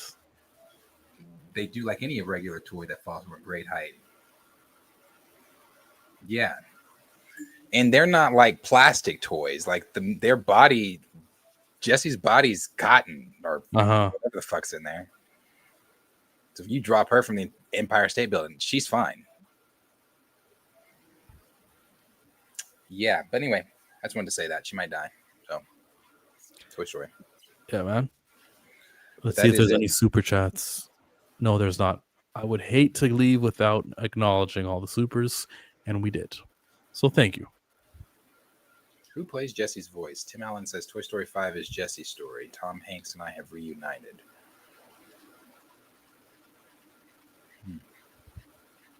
She could die in the third act then. It's still her story. Yeah, but just why would she die at all? This kid's got to learn the hard way. All right. Yep, that's it. There's nothing else. So we'll be back here tomorrow for more movie, TV, comic booky world, political, you name it. Chillmonger and Planet Fanatics are talking about it. Dawn of the Jedi is a comic fire comic. Yeah, it is. So until we meet again, everyone, like, subscribe, share with your friends, tell a friend to tell a friend, and we will see all of you guys tomorrow. Peace out. Thank you for being a friend. Oh, yeah. Travel down the road and back again. Hey, so we started from the bottom, now we're here, girl. Oh, yeah. This is my part right here. Ooh,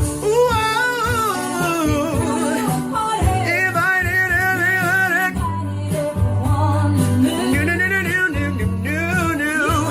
the biggest gift, the biggest. Thank you for being my friend. Oh, yeah.